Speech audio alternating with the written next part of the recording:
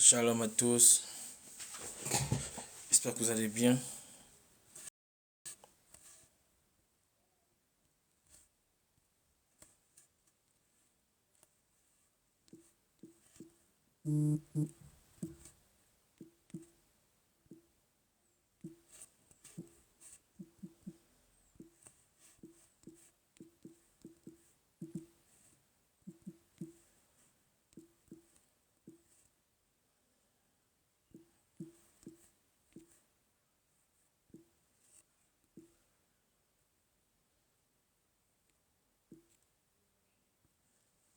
Voilà.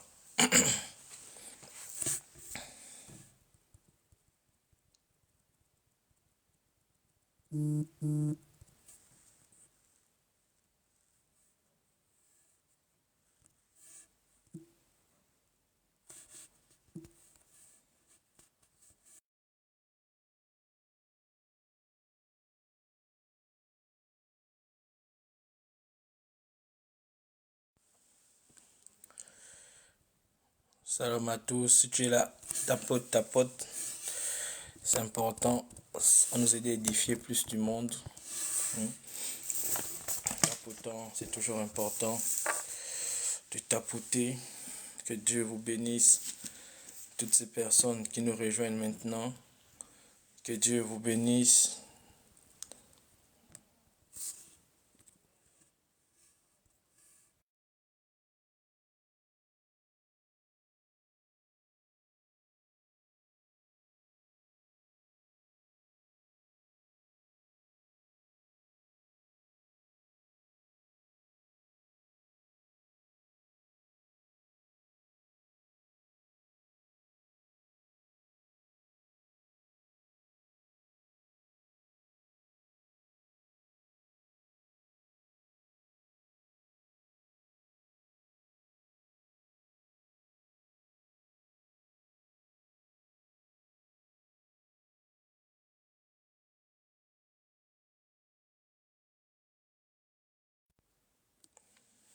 Voilà, tapote.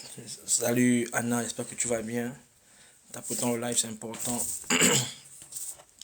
Ça permet d'évangéliser à certaines personnes, ça permet d'attirer des gens pour qu'ils puissent comprendre ce que tu vas écouter aujourd'hui. Tapoter, c'est taper sur ton écran comme ça pour faire sortir les cœurs. Tu tapes juste sur l'écran sur lequel tu me suis et certainement ça fait sortir les cœurs. Éternel mon Dieu, mon roi, nous venons te bénir en ce lieu. Salut, voilà, tapotant sur l'écran, tapotant sur l'écran, en tapotant sur l'écran, ça va mettre le cœur. Ça va permettre que le live soit visible pour attirer des personnes, en fait, qui écoutent la parole de Dieu. Donc, tapote simplement comme ça, tu tapes sur l'écran de ton téléphone doucement. Voilà, que Dieu vous bénisse. Si il y a des personnes que tu veux inviter, tu peux partager le lien. Maintenant, nous commençons. C'est vrai que si on retard, je devais commencer depuis plus de 40 minutes. Mais après, on a aussi des obligations. On a aussi des obligations familiales. Voilà, que Dieu nous bénisse. Aujourd'hui, c'est que je veux que nous partagions ensemble. Ça va nous aider à grandir nous tous, pas seulement toi. Moi-même aussi, je m'enseigne d'abord le premier. Je le dis toujours à chaque fois que je prêche. Je m'enseigne toujours le premier. Rassure-toi. C'est important. Voilà. Je viens à peine de commencer. Ça là pour toutes les personnes qui viennent à peine d'être là connectées. Que Dieu vous bénisse. Je veux que nous parlons de l'expansion. Marcher selon l'expansion. Et certainement l'enseignement va être long, je peux t'avertir. Donc, mais reste concentré. Reste concentré. Le but, c'est que nous devons marcher selon l'expansion. C'est quoi? Qu'est-ce qu'on entend par l'expansion?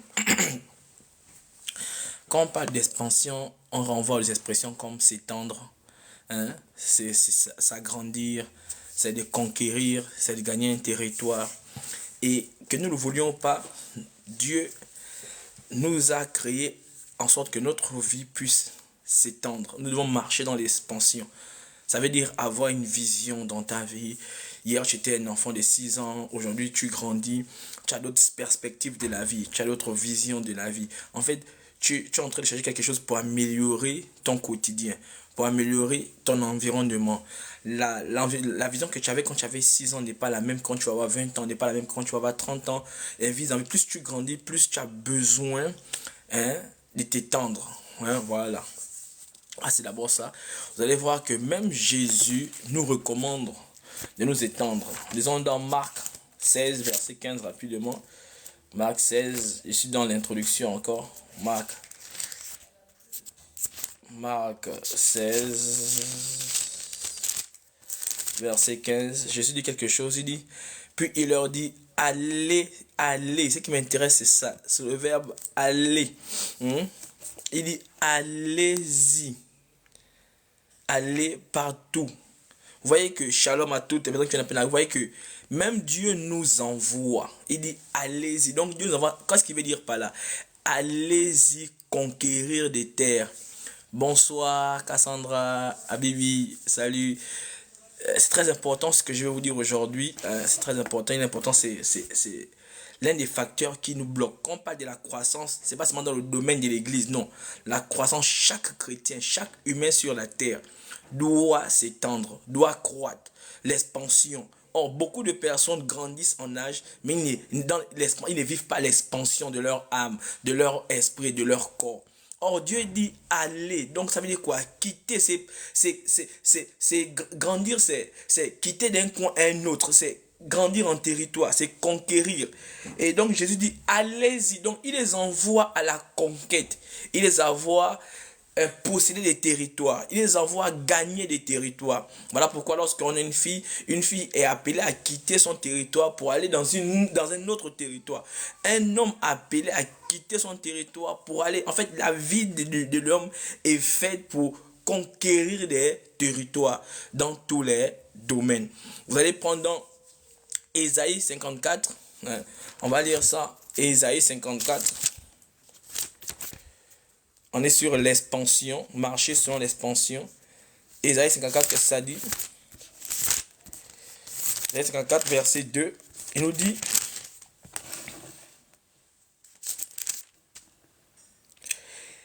élargis l'espace de ta tente, qu'on déploie des couvertures de ta demeure.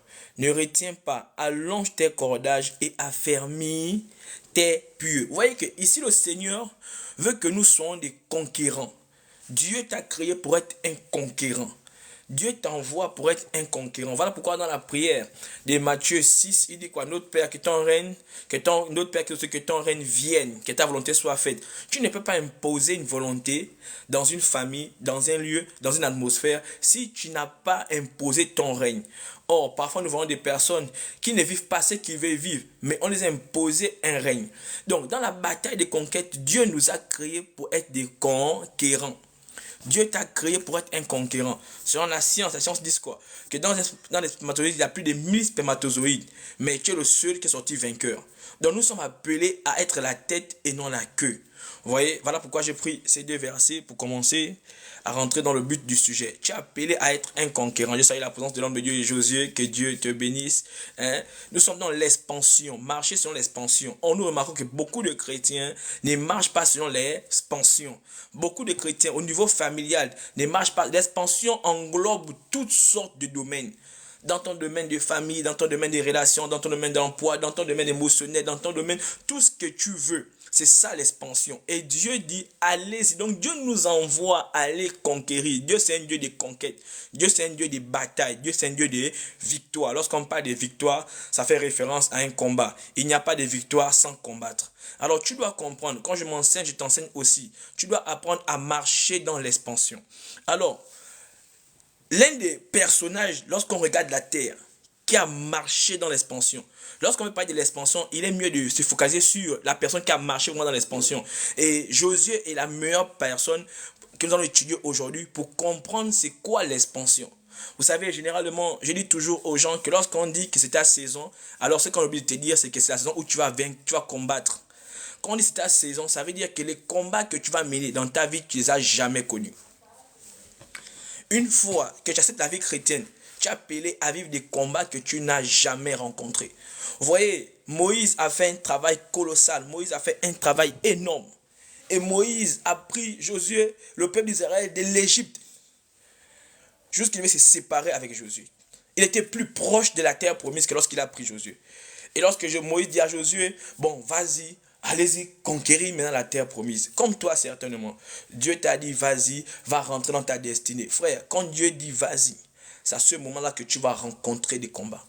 Les gens croient que dès que Josué a dit, vas-y, les choses vont être simples. Non. Tu es appelé à combattre. Dieu a dit, allez-y conquérir. Tu ne peux pas conquérir si tu ne combats pas.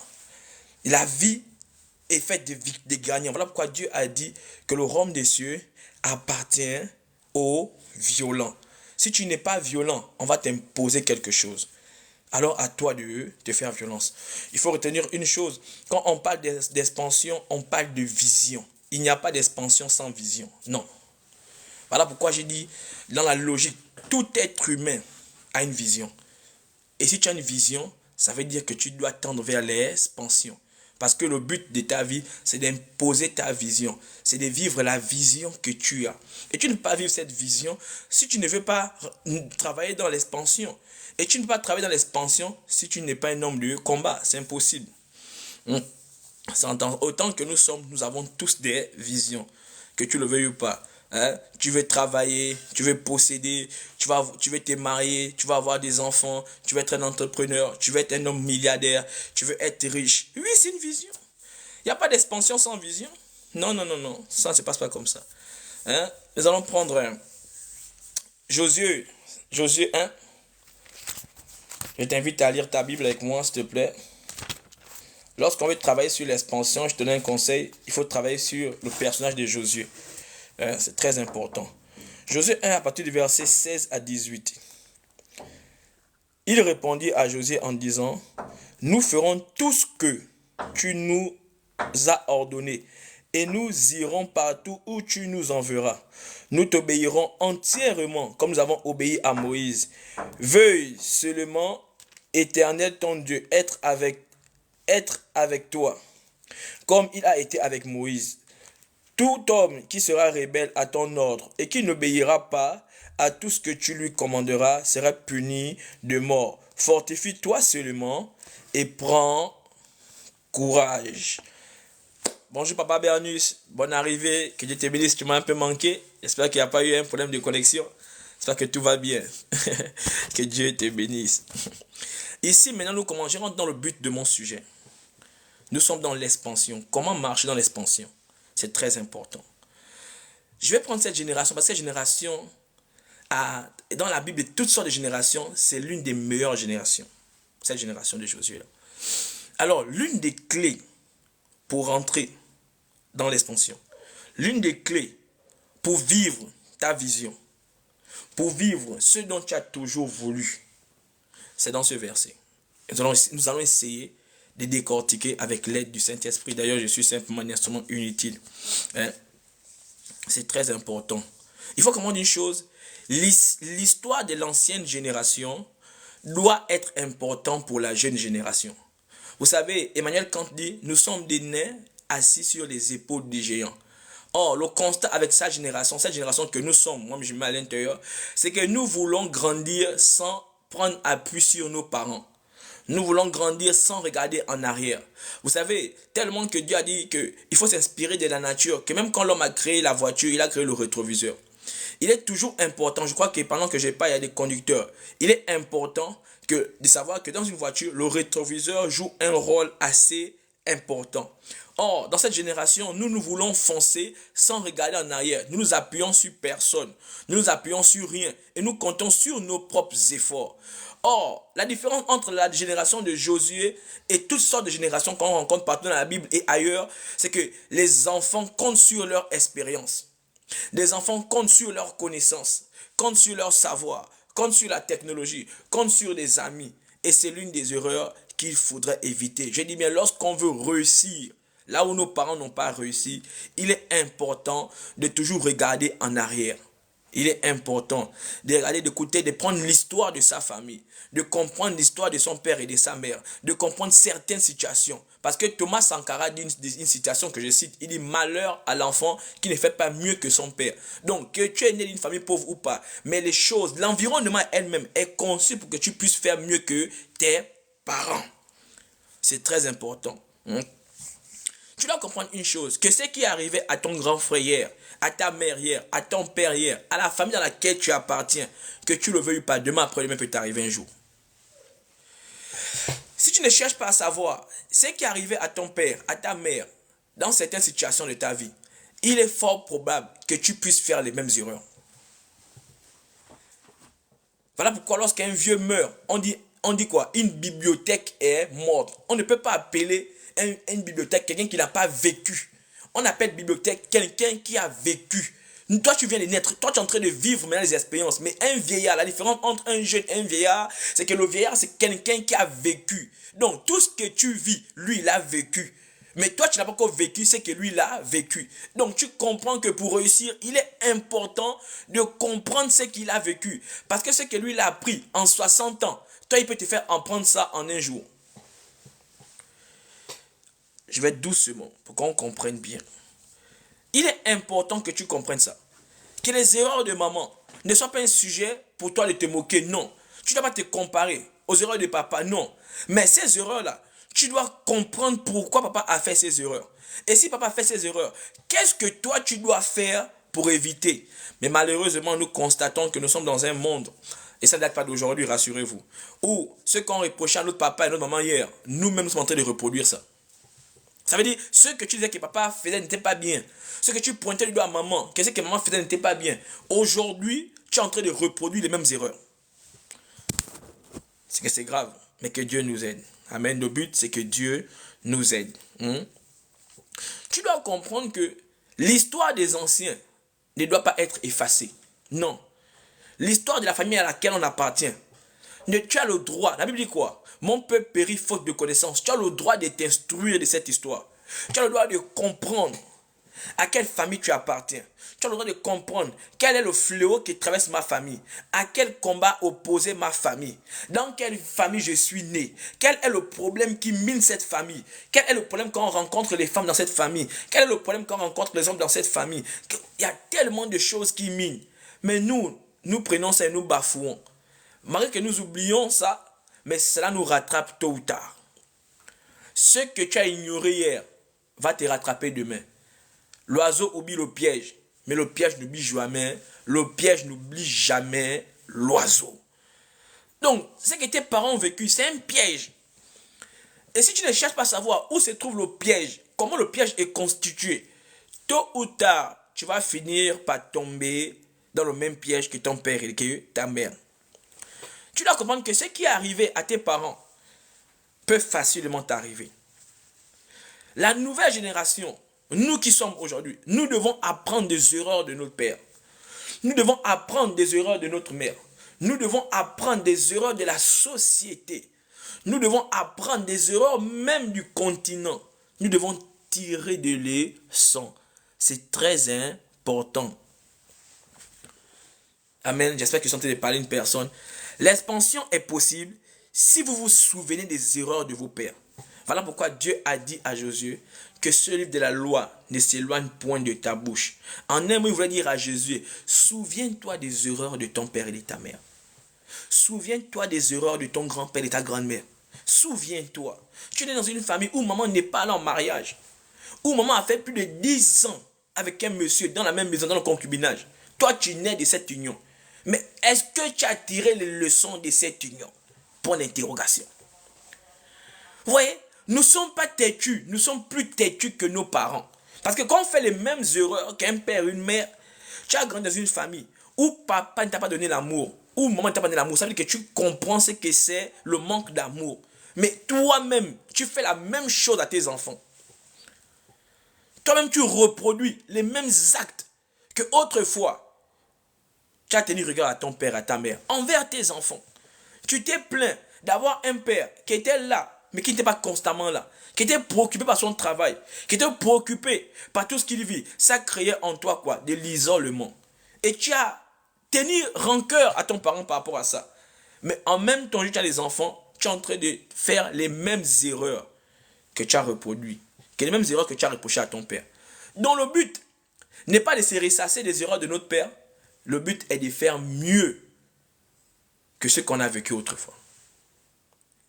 Voilà pourquoi beaucoup de personnes n'arrivent pas à s'étendre, à vivre l'expansion dans leur vie. Il est très important. Quand vous comprenez les erreurs de votre père et de votre mère, ça favorise, si vous êtes marié, ça embellit votre mariage. Si vous êtes un homme de Dieu, quand tu te ressasses, tu prends les erreurs de ton père spirituel et que tu t'améliores, ça te donne un ministère florissant. Ça te rend épanoui dans ton mariage, dans ton travail, dans tout ce que tu entreprends. Pas parce que tu t'es meilleur que les autres, non. Parce que tu as tiré leçon de quelque chose. Tu ne peux pas t'étendre si tu ne regardes pas en arrière. Il est important de regarder en arrière. Il est important de regarder aux erreurs que nos parents ont connues. Parce que pour ne pas faire ça, il faut savoir là où les oncles ne devaient pas marcher, où ils ont marché. Mais généralement, dès que nous naissions, nous voulons conduire un monde à notre manière, à notre façon de voir et de percevoir, sans d'abord demander conseil aux anciens. Voilà pourquoi Jésus dit qu'il est l'ancien lui-même des jours. Ça veut dire que lui-même, il est l'ancien des jours, donc il est l'ancien de tous les anciens. Voilà pourquoi Jésus te dit de ne pas désobéir. Parce qu'il connaît ce que Adam a vécu dans le jardin d'Éden. Voilà pourquoi Dieu a laissé la Bible pour que toi et moi, nous puissions comprendre ce que nos patriarches ont connu. Voilà pourquoi dans une famille, il y a ce qu'on appelle l'histoire de la famille. L'arbre généalogique, pour te rappeler d'où tu viens et quelles sont les erreurs que ta famille a commis pour vivre ce qu'ils sont en train de vivre. Mais généralement, nous sommes les enfants émancipés. Nous en foutons de ce que ma mère a vécu. Nous ne tirons aucune leçon de ce que nos parents ont vécu. Non, nous nous en foutons. Nous venons vivre le monde. Certainement, nos parents ont vécu un monde en noir et blanc. Nous, on vit un monde en couleur. Mais paradoxalement, on vit les mêmes erreurs. On vit les mêmes conséquences et on subit les mêmes émotions. Mais comment expliquer ça? Tu ne peux pas t'étendre dans un domaine marital. Tu ne peux pas t'étendre dans un domaine du travail. Pourquoi? Parce que tu n'as pas compris des leçons d'hier des parents. Voilà pourquoi on dit malheur à l'enfant qui ne fait pas mieux que son père et sa mère. Mais tu ne peux pas faire mieux si tu n'analyses pas d'abord le danger. Si tu n'analyses pas d'abord le problème. Si tu n'analyses pas d'abord l'origine. Mais il serait difficile pour toi de t'en sortir. C'est impossible. Voilà pourquoi dans Luc 10, verset 24, Jésus dit quoi? Il dit à ses disciples que ce que vous voyez là, les rois, les prophètes ont voulu voir ce que vous voyez. Ils ont voulu entendre ce que vous entendez. Mais pourquoi? Parce que quand un événement se déroule sous vos yeux, il s'agit, écoutons bien, il s'agit là d'un privilège que Dieu vous accorde. C'est très important. Les effets, ça peut être un effet physique qui se produit et que vous voyez et viviez, doit vous interpeller. Ça doit vous interpeller. Ça peut être office d'une directive prophétique. Oh, c'est quoi la direction prophétique? Dieu ne me parle pas. Mais Dieu parle tantôt d'une manière d'une autre. Quand tu as vécu comment papa battait maman, on te griffe. Mais Dieu t'a averti de dire que attention au choix que tu vas faire. C'est une direction prophétique. La direction prophétique c'est quoi? Mais c'est un avertissement. Mais paradoxalement, tu te revois en train de faire le même choix que maman. Peut-être la personne n'a pas le même nom que ton père, mais la personne agit de la même manière que ton père. Mais comment expliquer ça? Voilà pourquoi beaucoup de personnes ont du mal à s'étendre, ont du mal à vivre l'expansion dans certains domaines de leur vie. Parce qu'ils n'ont pas pris pour modèle les parents. Ils ont pris pour modèle leur expérience. Mais frère, quand un jeune n'a pas d'expérience, un jeune ne fait que grandir. Chaque jour, il apprend. Mais un vieillard a l'expérience. Un vieillard meurt dans les souvenirs. Un jeune grandit dans l'espoir. C'est des personnes qui ont deux concepts différents. Et il est important que tu comprennes ça. Et La différence entre cette génération et nous, c'est quoi? La génération de Josué a tiré une leçon de tout ce qu'ils ont perçu, de tout ce qu'ils ont entendu. Cette génération a tiré la leçon des murmures. Ils ont dit non, voilà qu'on a lu Josué 1. Ils ont dit non, on ne doit pas murmurer. Pourquoi? Parce que les murmures que nos pères ont mentionnés, ont manifesté, ont attiré la colère de Dieu. Ils ont dit quoi? Ils ont dit non, on ne doit pas se prendre. On ne doit pas avoir des railleries au milieu de nous. Pourquoi? Parce que les plaintes ont attiré la colère de Dieu. Ils ont observé leur père. Mais ils ont observé leur père. Ils ont compris que non, il y a des leçons à tirer dans ça. Il y a des leçons à comprendre dans ça. Ils ont évité tout sujet qui tend vers la déloyauté. Pourquoi? Parce qu'ils avaient compris que les anciens ont été déloyaux envers Dieu et envers Moïse. Ils ont compris que la désobéissance n'a pas fait du bien à leurs parents. Ils ont analysé. Vous savez que c'est des personnes comme toi et moi qui ont voulu marcher dans l'expansion. Toi aussi aujourd'hui tu veux marcher dans l'expansion. Tu as une vision. Mais avant de regarder à l'avant, regarde d'abord en arrière. Voilà pourquoi Jésus a dit qu'avant de prendre soin de la carapace extérieure, prends soin de la carapace intérieure. Comme pour dire, regarde d'abord en arrière. Comment a fonctionné ma mère? Aujourd'hui, où en est-elle? Quelles étaient les conclusions de sa marche? Quelles étaient les conclusions de la démarche de mon père? Quelles étaient les conclusions globales de la famille à laquelle j'appartiens? Voilà pourquoi la Bible dit que dans toute prophétie, tirez ce qui est bon et laissez ce qui est mauvais. Mais comment savoir ce qui est bon et ce qui est mauvais si on n'a pas pris la peine d'analyser? Vous savez, nous sommes les seules personnes dont, même ce qui est mauvais, nous nous vantons de ça.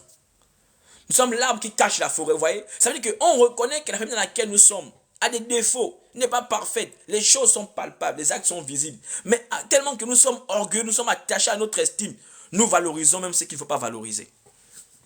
Or, en valorisant ce que tu ne dois pas valoriser, ça ne change pas. Ça n'enlève rien à ta vie. Au contraire, ça se tire vers le bas. Et la génération de Josué, ils sont assis. Ils avaient compris qu'il y a quelque chose, qu'on le veuille ou pas, qui n'était pas bon dans la vie de nos pères. Et ils ont commencé à dire, bon, ok, qu'est-ce qui n'est pas bon dans la vie de mon père? C'est ce qu'on appelle méditer sur soi-même. Ça veut dire faire une profonde recherche. Faire une profonde recherche, analyse et ressortir le mauvais côté de nous. Qu'est-ce qui est mauvais en moi? Qu'est-ce qui n'est pas bon? Qu'est-ce qui m'empêche aujourd'hui de rentrer dans certaines bénédictions que Dieu m'a données? Qu'est-ce qui m'empêche de pouvoir posséder? Qu'est-ce qui m'empêche de pouvoir travailler? Qu'est-ce qui m'empêche? En fait, qu'est-ce que je ne fais pas bien? C'est des questions qu'on doit se poser. Ça paraît mal, ça frustre, mais ça vaut la peine. Et ils se sont posés cette question. Et ils ont tiré beaucoup de choses. Ils ont dit, il y avait des murmures, il y avait des railleries, il y avait des plaintes, il y avait la déloyauté des anciens. Et ils ont compris que pour rentrer dans ce qu'ils veulent, ils ne doivent pas manifester ce genre d'attitude. Frère, lorsque tu regardes ta mère, tu t'identifies à ta mère et à ton père. Est-ce que dans ton caractère, tu as seulement pris ce qui est bien chez maman? Il y a des personnes, si maman était bagarreuse, elles prennent ce caractère et elles font de ça quelque chose de beau.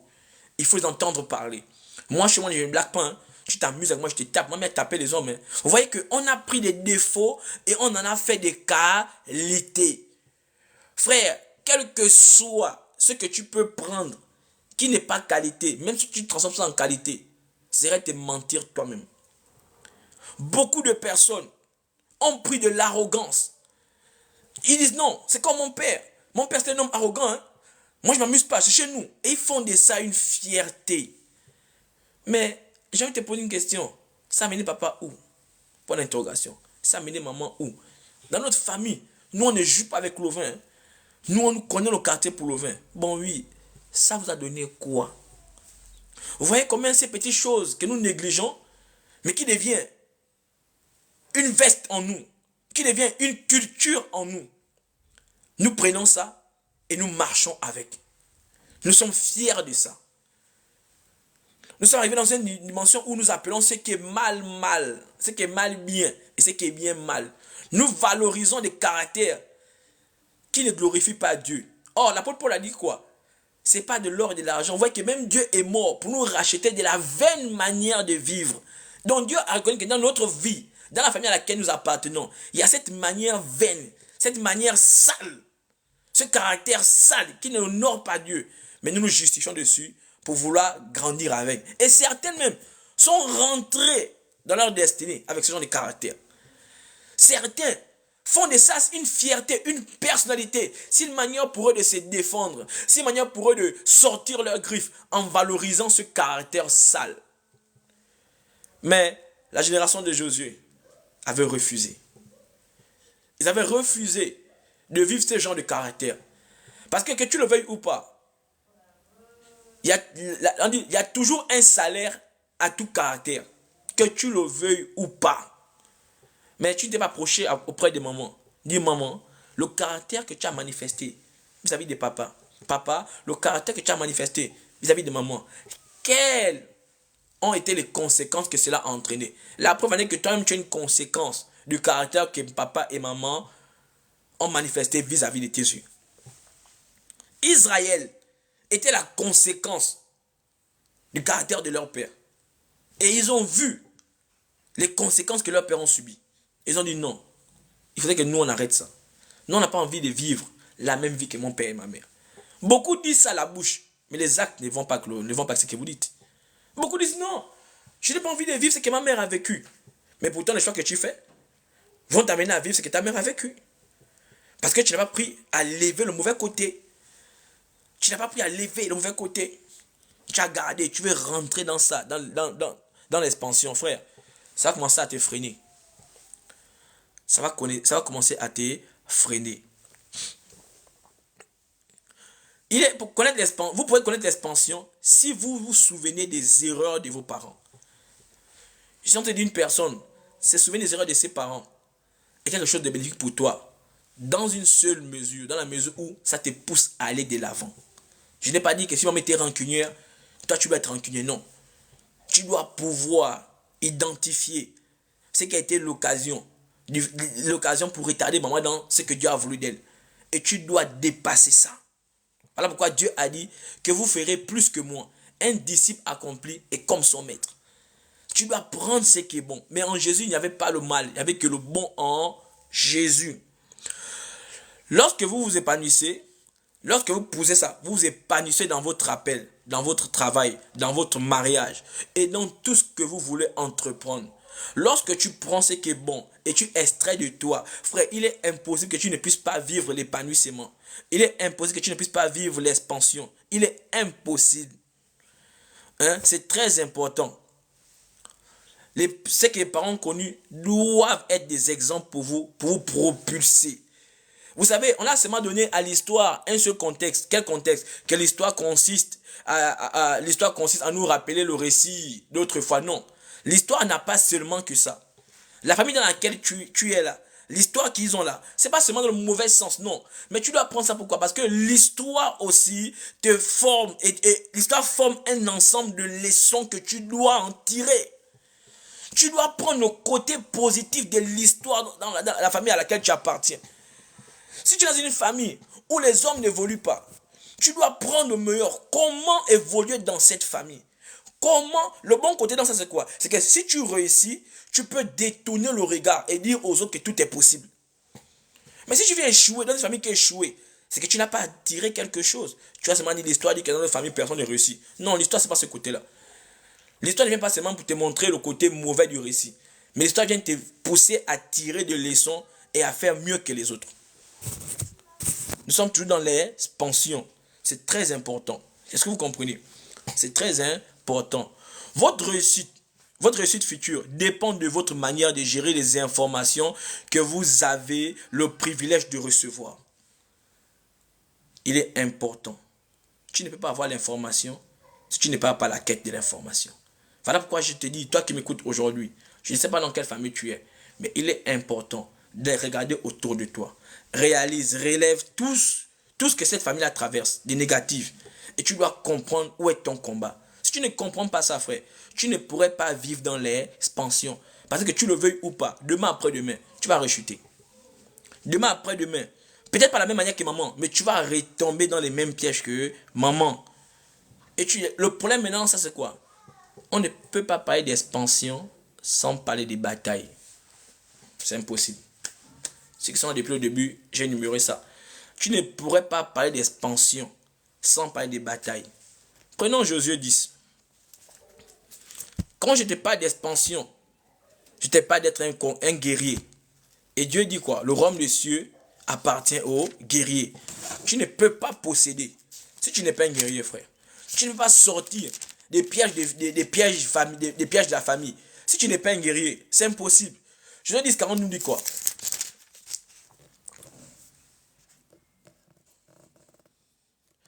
Josué bâtit tout le pays, la montagne, le midi, la plaine et les coteaux. Il en bâtit tous les rois. Il ne laissa échapper personne. Et il dévoua par interdit tous ceux qui respiraient, comme l'avait ordonné l'Éternel, le Dieu d'Israël. Frère, il y a des bénédictions, tu ne peux pas rentrer si tu n'es pas un guerrier.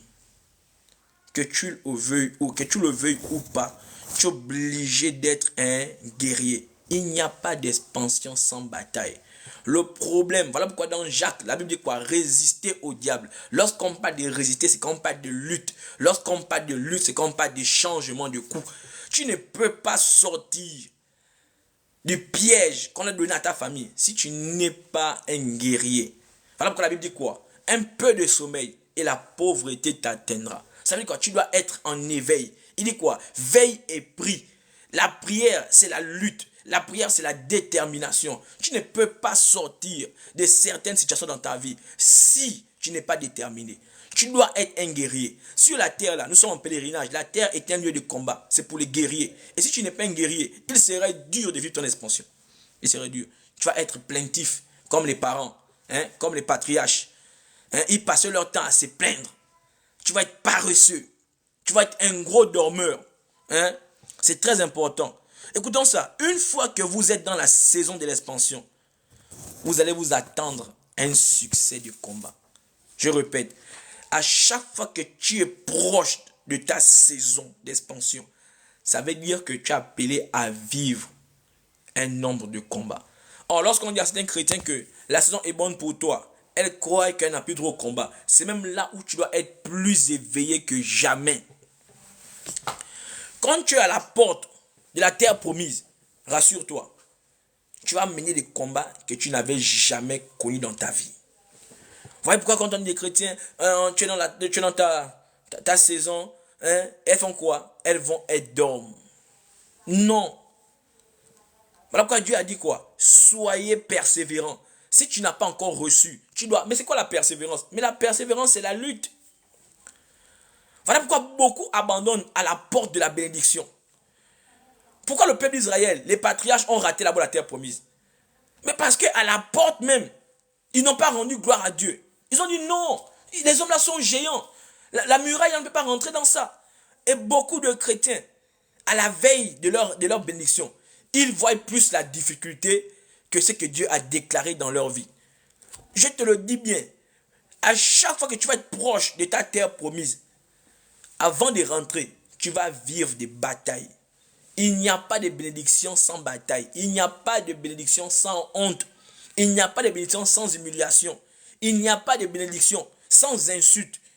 Tu es né pour vivre ce que tu dois vivre. Mais tu ne peux pas vivre ça si tu ne passes pas par des batailles. Frère, il n'y a pas de victoire sans bataille. Jésus dit dans Jérémie, ils te feront la guerre, mais ils ne te vaincront pas.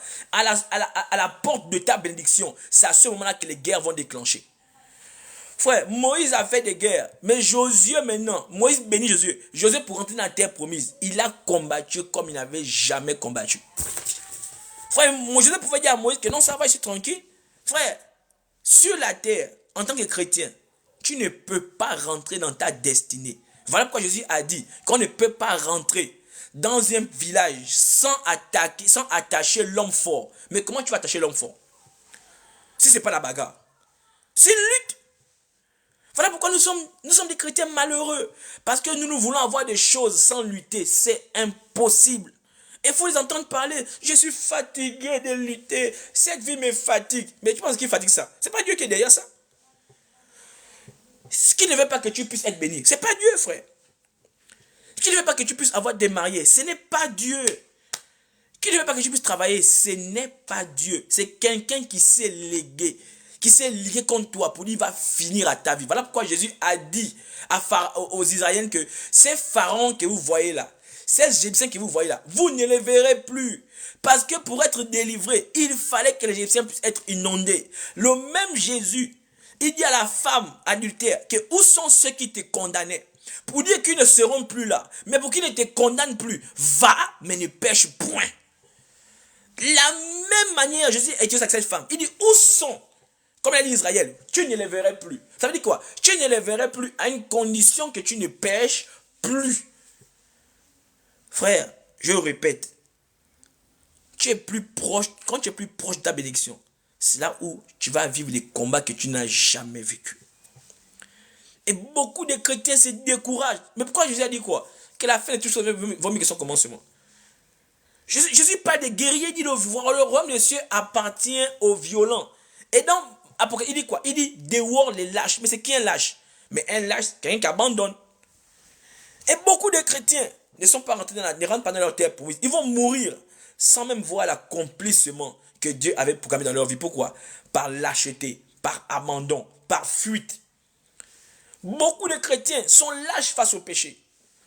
Beaucoup de chrétiens sont lâches. Ils ont tellement peur. Vous voyez, ils sont comme ces personnes, ces 12 personnes qu'on a envoyées espionner Jéricho. Ils sont revenus. On a dit à Moïse, Dieu est bon. Ils ont dit quoi? Oh Moïse, ils sont grands détails. On ne peut pas rentrer là-bas. C'est une forteresse. Non, là, Dieu va échouer. Et beaucoup de chrétiens ont ce langage. À la porte de la bénédiction, ils ont ce langage. Papa, non, si je ne couche pas avec le monsieur là, il va me laisser. Si je ne fais pas ceci, je vais le perdre. Non, sœur, tu n'as pas compris. Tu es plus proche de ta bénédiction que tu ne l'imagines même pas. Écoutons ça. Quels sont les différents types de batailles que nous pouvons rencontrer? Je ne vais pas énumérer tout, j'ai seulement énuméré 5. Il y a la bataille à la maison, dans notre propre maison. Notre première bataille parfois commence dans notre maison.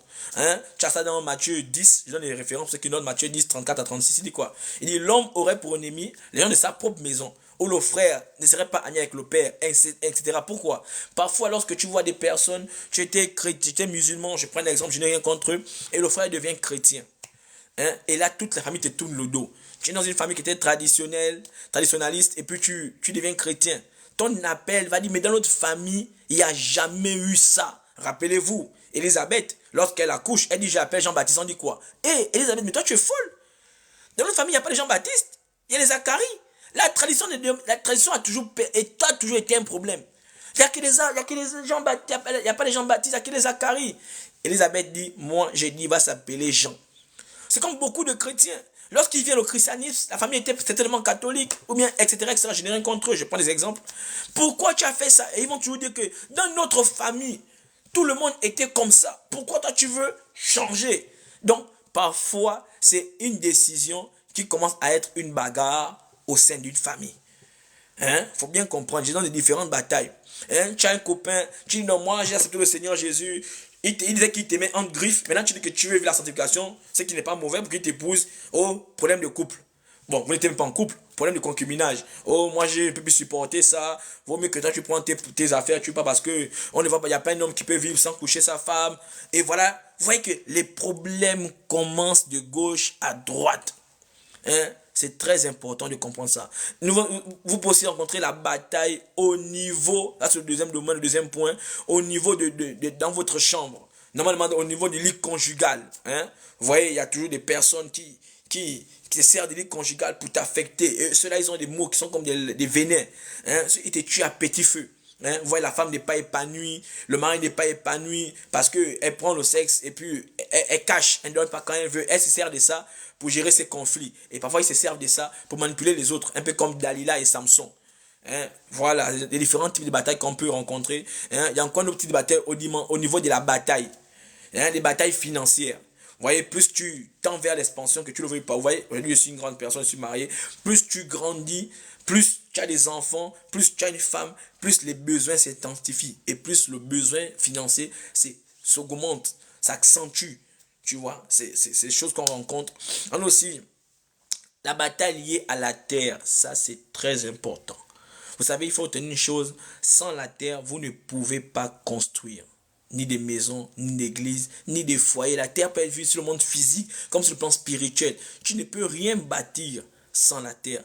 Sans la terre, tu ne peux rien faire. Et vous ne pouvez pas accomplir votre appel. Vous avez besoin de posséder. La Bible a dit quoi? Là où la pente de tes pieds foule, Dieu te donne celui en possession. Si tu n'as pas celui en possession, il serait dur pour toi des jours de bénédiction de ce lieu. C'est les batailles auxquelles on peut être confronté. Nous avons aussi la bataille avec des personnes déloyales. Ça, de nos jours, c'est flagrant. Les gens qui sont plus déloyaux, là, ils sont nombreux. Que ça soit à l'église, dans les relations, on a vu où le mari a aimé sa femme depuis le lycée. Hein? Il a supporté, il a payé les cours, le jeune homme se battait, elle a gagné des diplômes, voilà, et puis elle dit non, excuse-moi, c'est vrai, je te suis reconnaissant pour ce que tu as fait. Et puis par ailleurs, elle prend l'autre chemin. On a aussi vu ça réciproquement avec l'homme où la femme l'a supporté quand il n'avait rien. Et quand il réussit, il fait quoi? Il prend une autre femme, toujours avec des raisons. C'est ce genre de bataille qu'on rencontre lorsqu'on veut marcher dans l'expansion. Hein? Qu'on le veuille ou pas, on rencontre ça. Nous avons aussi des personnes méchantes et déraisonnables. Nous les rencontrons toujours. Nous avons aussi des menteurs et des trompeurs. Vous pouvez lire ça dans Psaume 109, à partir du verset 1 à 5. David fait une prière spéciale pour ce genre de personnes. Vous voyez, dans l'expansion, hein, nous rentrons dans le type de bataille. Tu ne peux pas marcher dans l'expansion sans connaître la bataille. Non, c'est impossible, frère. Quand tu vois maintenant que tu vis beaucoup de combats, il y a des chrétiens qui disent ah mais papa, depuis que je lis maintenant ma Bible là, hein, tout d'un coup maintenant j'ai sommeil. Mais oui, c'est une bataille que je suis en train de vivre là maintenant. C'est une bataille. Non, papa, j'ai du mal à prier. Quand je vais prier, je commence à avoir des mauvaises pensées, des pensées erronées, des pensées érotiques. C'est une bataille que tu es maintenant en train de vivre. Et si tu ne gagnes pas ça, mais tu vas perdre. Et si tu perds, le perdant, on inflige quelque chose. Non pas de l'esclave. Hein, Paul dit dans Romains 7 que je suis esclave du péché. Qui me délivrera de ce corps? Lorsque tu sens qu'il y a des choses que tu ne peux pas manifester, tu vas voir que, oh, pour jeûner maintenant, mais tu vas faire tous les jours au travail, tu les jeûnes, tu ne manges pas. Mais ça ne te fait rien. Mais quand tu vas dire tu jeûnes, tout d'un coup, ce que tu faisais facilement au travail, depuis le matin que tu te réveilles, le ventre a maintenant faim. Tu dois comprendre que c'est une bataille. Tu dois comprendre que c'est une bataille. Hein? C'est quand, remarquez bien, c'est quand on décide de se séparer des personnes pour vivre quelque chose qui est noble, que les problèmes commencent. C'est ça les différents types de batailles. Voilà. Maintenant, tu dois comprendre une chose. Que l'expansion naît de quelque chose. Non, il faut dire la vérité. Jusqu'alors, j'ai détaillé encore un peu, on est en train de comprendre. L'expansion naît de l'esprit. Sans le Saint-Esprit, tu ne peux pas vivre l'expansion. Non. Parce qu'il y a une personne qui lutte contre l'expansion, c'est le diable. Et si tu n'as pas Dieu, il serait dur pour toi de vivre, de dépasser ce que tes parents connus. Tu vas vivre les mêmes choses. Tu vois, les parents divorcent. Et toi aussi, tu viens, tu t'es marié, tu divorces devant. Parce que quand tu vas te marier, ce ne sera pas ça ton plus gros combat. Ton plus gros combat, ce serait de maintenir ton mariage. L'expansion, d'avoir un mariage épanoui. Il y a beaucoup de choses. Prenons Josué 4. On est dans le livre de Josué. On va travailler sur ce personnage. Josué 4, à partir du verset 1 à 3. Lorsque toute la nation eut achevé de passer le Jourdain, l'Éternel dit à Josué, prenez 12 hommes parmi les peuples, un homme de chaque tribu. Donnez-leur cet ordre. Enlevez d'ici, du milieu du Jourdain, de la place où les sacrificateurs se sont arrêtés, des pieds fermes, 12 pierres que vous emportez avec vous et que vous déposerez dans le lieu où vous passerez cette nuit. Mais posez-vous la question. Pourquoi prendre ces pierres? Tu dois comprendre une chose. Si tu n'es pas spirituel, il serait impossible pour toi d'expérimenter l'expansion. L'expansion appartient aux personnes spirituelles. Vous voyez, cette génération qui marchait avec Josué, c'était une génération qui était spirituelle. Il n'y avait pas seulement qu'un seul. C'était la génération en elle-même, c'était spirituel. Parce que deux personnes ne peuvent pas marcher ensemble sans s'accorder. Il est important que dans le monde dans lequel nous sommes là, ne réussissent que ceux qui sont spirituels. Parce que le spirituel impose quelque chose de naturel. Excusez-moi. Donc, tu comprends. Je n'ai pas de cette génération pour démontrer ce qu'ils avaient que nous et toi et moi, on n'a pas certainement. Ils étaient une génération spirituelle. Mais pourquoi? Parce qu'ils avaient compris que les défis qu'ils avaient à relever étaient vraiment colossal. Et il fallait défier là où toute une génération a échoué. Et toi, tu es cette personne que Dieu a choisie pour élever la pente là où ta famille a échoué. Dieu t'a choisi. Je ne sais pas dans quelle famille tu es né, mais tu es le choix de Dieu. Parce que Dieu compte sur toi pour venir changer la donne. Là où on disait que les femmes ne réussissent pas, tu peux être la seule femme à réussir. Là où on a dit que les hommes n'arrivent pas, tu peux être le seul homme à arriver. On a dit que les gens ne se marient pas, tu peux être la première à te marier. On a dit que les gens ne travaillent pas, tu peux être le premier à travailler. On a dit que les gens meurent malades, tu peux être le premier à dépasser un certain âge dont on avait donné les limites. Mais pour ça, tu as besoin du Saint-Esprit. Car si tu n'es pas un homme spirituel, il serait impossible pour toi d'arriver. Il est impossible. Il ne faut pas qu'on se mente. Où les parents échouent là, si tu n'as pas Dieu, il va être impossible pour toi de faire mieux qu'eux. Non, ce serait faux. Pas qu'on se mente. Il serait faux. Mais l'expansion provient de quoi? Du développement spirituel. Notre première expansion provient du développement spirituel. Écoutons ça. Dans Romains 12, on dit quoi? Soyez renouvelés de l'intelligence du Saint-Esprit. Sans le renouvellement, il n'y a pas d'expansion. Salut Esther, grâce, que Dieu te bénisse. Sans le renouvellement, il n'y a pas d'expansion. Vous savez, beaucoup de chrétiens se marient, mais plusieurs d'entre eux ne sont pas épanouis. Beaucoup travaillent, mais beaucoup ne jouissent pas de leur salaire. Beaucoup, tout ce que vous pouvez, mais combien jouissent de ce qu'ils ont? Pourquoi? Parce que sans le renouvellement de cet esprit, la génération de Josué, ils étaient tellement spirituels. Parce que pour lutter, pour renverser les lois de la terre, Josué c'est le seul gars qui a dit au soleil, arrête-toi. Quelqu'un comme ça, c'est pas un fou. Il dit au soleil, arrête-toi. Parce que je dois terminer ce que j'ai à faire. Frère, pour atteindre cette dimension, c'est une dimension spirituelle. Mais pour vivre la spiritualité, il est important de développer ton esprit. Je donne les références que vous lisez. Ephésiens 3, verset 16. On va quand même lire ça. Vous devez, voilà pourquoi Jésus a dit quoi? Écoutons, Dieu dit à Josué que ce livre de la loi, le même livre que Josué a, Josué n'avait pas les livres comme toi tu as là, mais il avait quand même un livre. Toi tu as plusieurs livres. Il dit que ce livre de la loi ne s'éloigne point. Donc avec ce livre, Josué a eu des conquêtes, Josué a conquéri des terres. Or, nous sommes des conquérants. Être chrétien, c'est être conquérant. Mais combien de chrétiens sont conquérants? Combien de chrétiens puissent conquérir un cœur? Combien d'âmes tu sauves? La conquête est d'abord spirituelle, avant physique aussi. C'est qu'est-ce que ça dit? Il dit, afin qu'il vous donne, selon la richesse de sa gloire, d'être puissant, fortifié par son esprit, dans quoi? Dans l'homme intérieur. Donc il n'y a pas de croissance si ton homme intérieur n'est pas développé.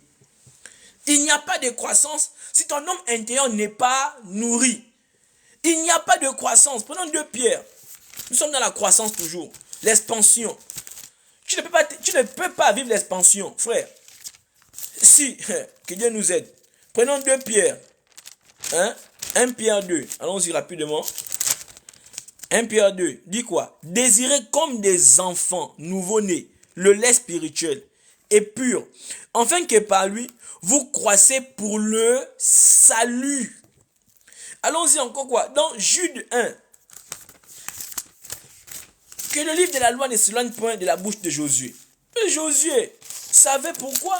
Tout était dedans. Jude dit quoi? Pour vous, bien-aimés, vous édifiez vous-même sur votre très sainte foi et priant par le Saint-Esprit. Donc nous voyons que la clé même, l'essor de l'expansion, c'est le Saint-Esprit. Voilà pourquoi, quand Moïse part, Dieu prend le relais. Il dit à Josué, la seule condition qu'il dit à Josué, que ce livre de la loi. Il n'a plus rien dit à Josué. Frère, Dieu, le même Dieu te dit ça. Que ce livre de la loi, que ce livre... Regarde, tu ne peux pas aller en guerre sans stratégie. Oh, beaucoup demandent, pasteur, comment on prie? J'ai envie de combattre ma tante, je ne sais pas comment vous appelez ça. Comment sortir des liens? Ils ont beaucoup de mots que vous appelez là. Mais quel est le roi qui va en guerre sans stratégie?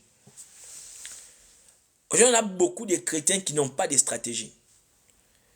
Il prie partout. Voilà pourquoi Jacques dit quoi? Que vous n'êtes pas exaucé. Parce que votre prière n'a pas d'introduction, votre prière n'a rien. Vous priez dans le boucan. Tu vois, comme quelqu'un qui commence à chanter un son, le dernier refrain, il met le premier refrain, il fait comme il comprend. C'est le problème de beaucoup de chrétiens. Et après, ça crée quoi? La frustration. Parce que mal prier est égal à mal exaucé. Vous avez vu, lorsque vous faites un devoir, tu as écrit, et puis le prof écrit, sujet hors sujet. Beaucoup sont comme ça. Tu ne peux pas aller reprendre ce qui t'a été pris si tu n'as pas la stratégie. Et tu ne peux pas avoir la stratégie si tu n'es pas à l'écoute. Donc on voit que Josué était un homme qui était constamment à l'écoute. Parce que les gens confondent quand on dit lire et méditer. Méditer, c'est rechercher. Rechercher, c'est approfondir. Ça veut dire quoi? C'est creuser. Vous voyez le pétrole? Pour trouver le pétrole, il faut creuser au fond, au fond. C'est ça la méditation. Ça veut dire que creuser au point où tu as la révélation de ta situation. Et voilà pourquoi Marie a dit à l'ange, comment cela doit se faire? Lorsque tu es dans la méditation, tu as des questions qui tendent vers la pertinence. Et toute question qui est pertinente amène Dieu à ressortir de quelque chose de profond. Voilà pourquoi il dit, le monde attend avec un désir la révélation. Mais la révélation c'est quoi? La révélation est le fruit d'une recherche. Une recherche approfondie. Et lorsqu'on est dans la recherche, ça peut prendre des jours, ça peut prendre des nuits, mais on ne laisse pas. Tant qu'on n'a pas compris d'où ça vient de la persévérance. Combien tu arrives dans une famille où la famille est limitée, où tu remarques là où les hommes n'arrivent pas à sortir, où les femmes n'arrivent pas à sortir, où les hommes ne possèdent pas, où toi tu ne possèdes pas, mais tu sors de cette famille, tu laisses le même problème. Mais c'est grave. Sortir d'une famille, mourir sans résoudre le problème qui minait la famille étant chrétien, mais c'est un échec. Dieu dit allez-y. Donc Dieu vous envoie posséder. Dieu nous envoie conquérir. Dieu nous envoie arracher. Donc le même Jérémie dit quoi? Il dit, Jérémie 1, je crois verset 10, il dit quoi? Arracher, détruisez, abattez. Voilà ce que Dieu nous envoie faire. Combien tu viens dans une famille, tu repères les erreurs, mais pourtant tu meurs dans les mêmes erreurs que cette famille. C'est qu'il y a un problème, frère. C'est qu'il y a un problème. C'est qu'il y a un grave problème. Maintenant, aujourd'hui, seulement pour aujourd'hui, je vais parler. Vous savez, dans la bataille de Josué, il y a eu beaucoup de choses. Mais Josué a rencontré 5 types de rois. Ces 5 types de rois-là, je vais te dire ça aujourd'hui, sont les 5 types de rois dans ta vie que tu rencontres chaque jour que tu vas atteindre l'expansion. Mais pour aujourd'hui, je vais seulement aborder, je dis bien seulement aborder, le premier type de roi que tout chrétien, ça veut quoi? Quand il n'y a pas d'expansion, ça veut dire que tu viens d'une famille, on ne se marie pas, tu veux te marier. L'expansion, c'est quoi? C'est grandir. L'expansion, c'est quoi? C'est avoir une idée, une vision plus élargie. C'est quoi l'expansion? L'expansion, c'est posséder un territoire. C'est agrandir un territoire, agrandir le champ. Voilà pourquoi tu as dit quoi? Élargir l'espace de ta tente. C'est ça l'expansion. Et à chaque fois que tu vas vouloir prendre cette parole pour mettre en pratique, tu vas rencontrer dans ta vie un roi. Jésus a rencontré 5, il existe 5 types de rois. 5. Je n'ai pas de l'expansion. Je suis dans un domaine bien spécifique. L'expansion dans le ministère. L'expansion dans les dons. L'expansion dans le prophétique. L'expansion dans le chant. L'expansion dans la prédication. Tu vas rencontrer 5.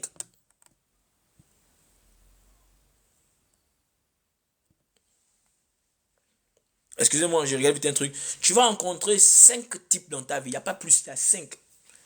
Mais aujourd'hui, je vais simplement parler du premier roi. Ça veut dire que si ton expansion était pour le travail qui va se liguer contre ta vie.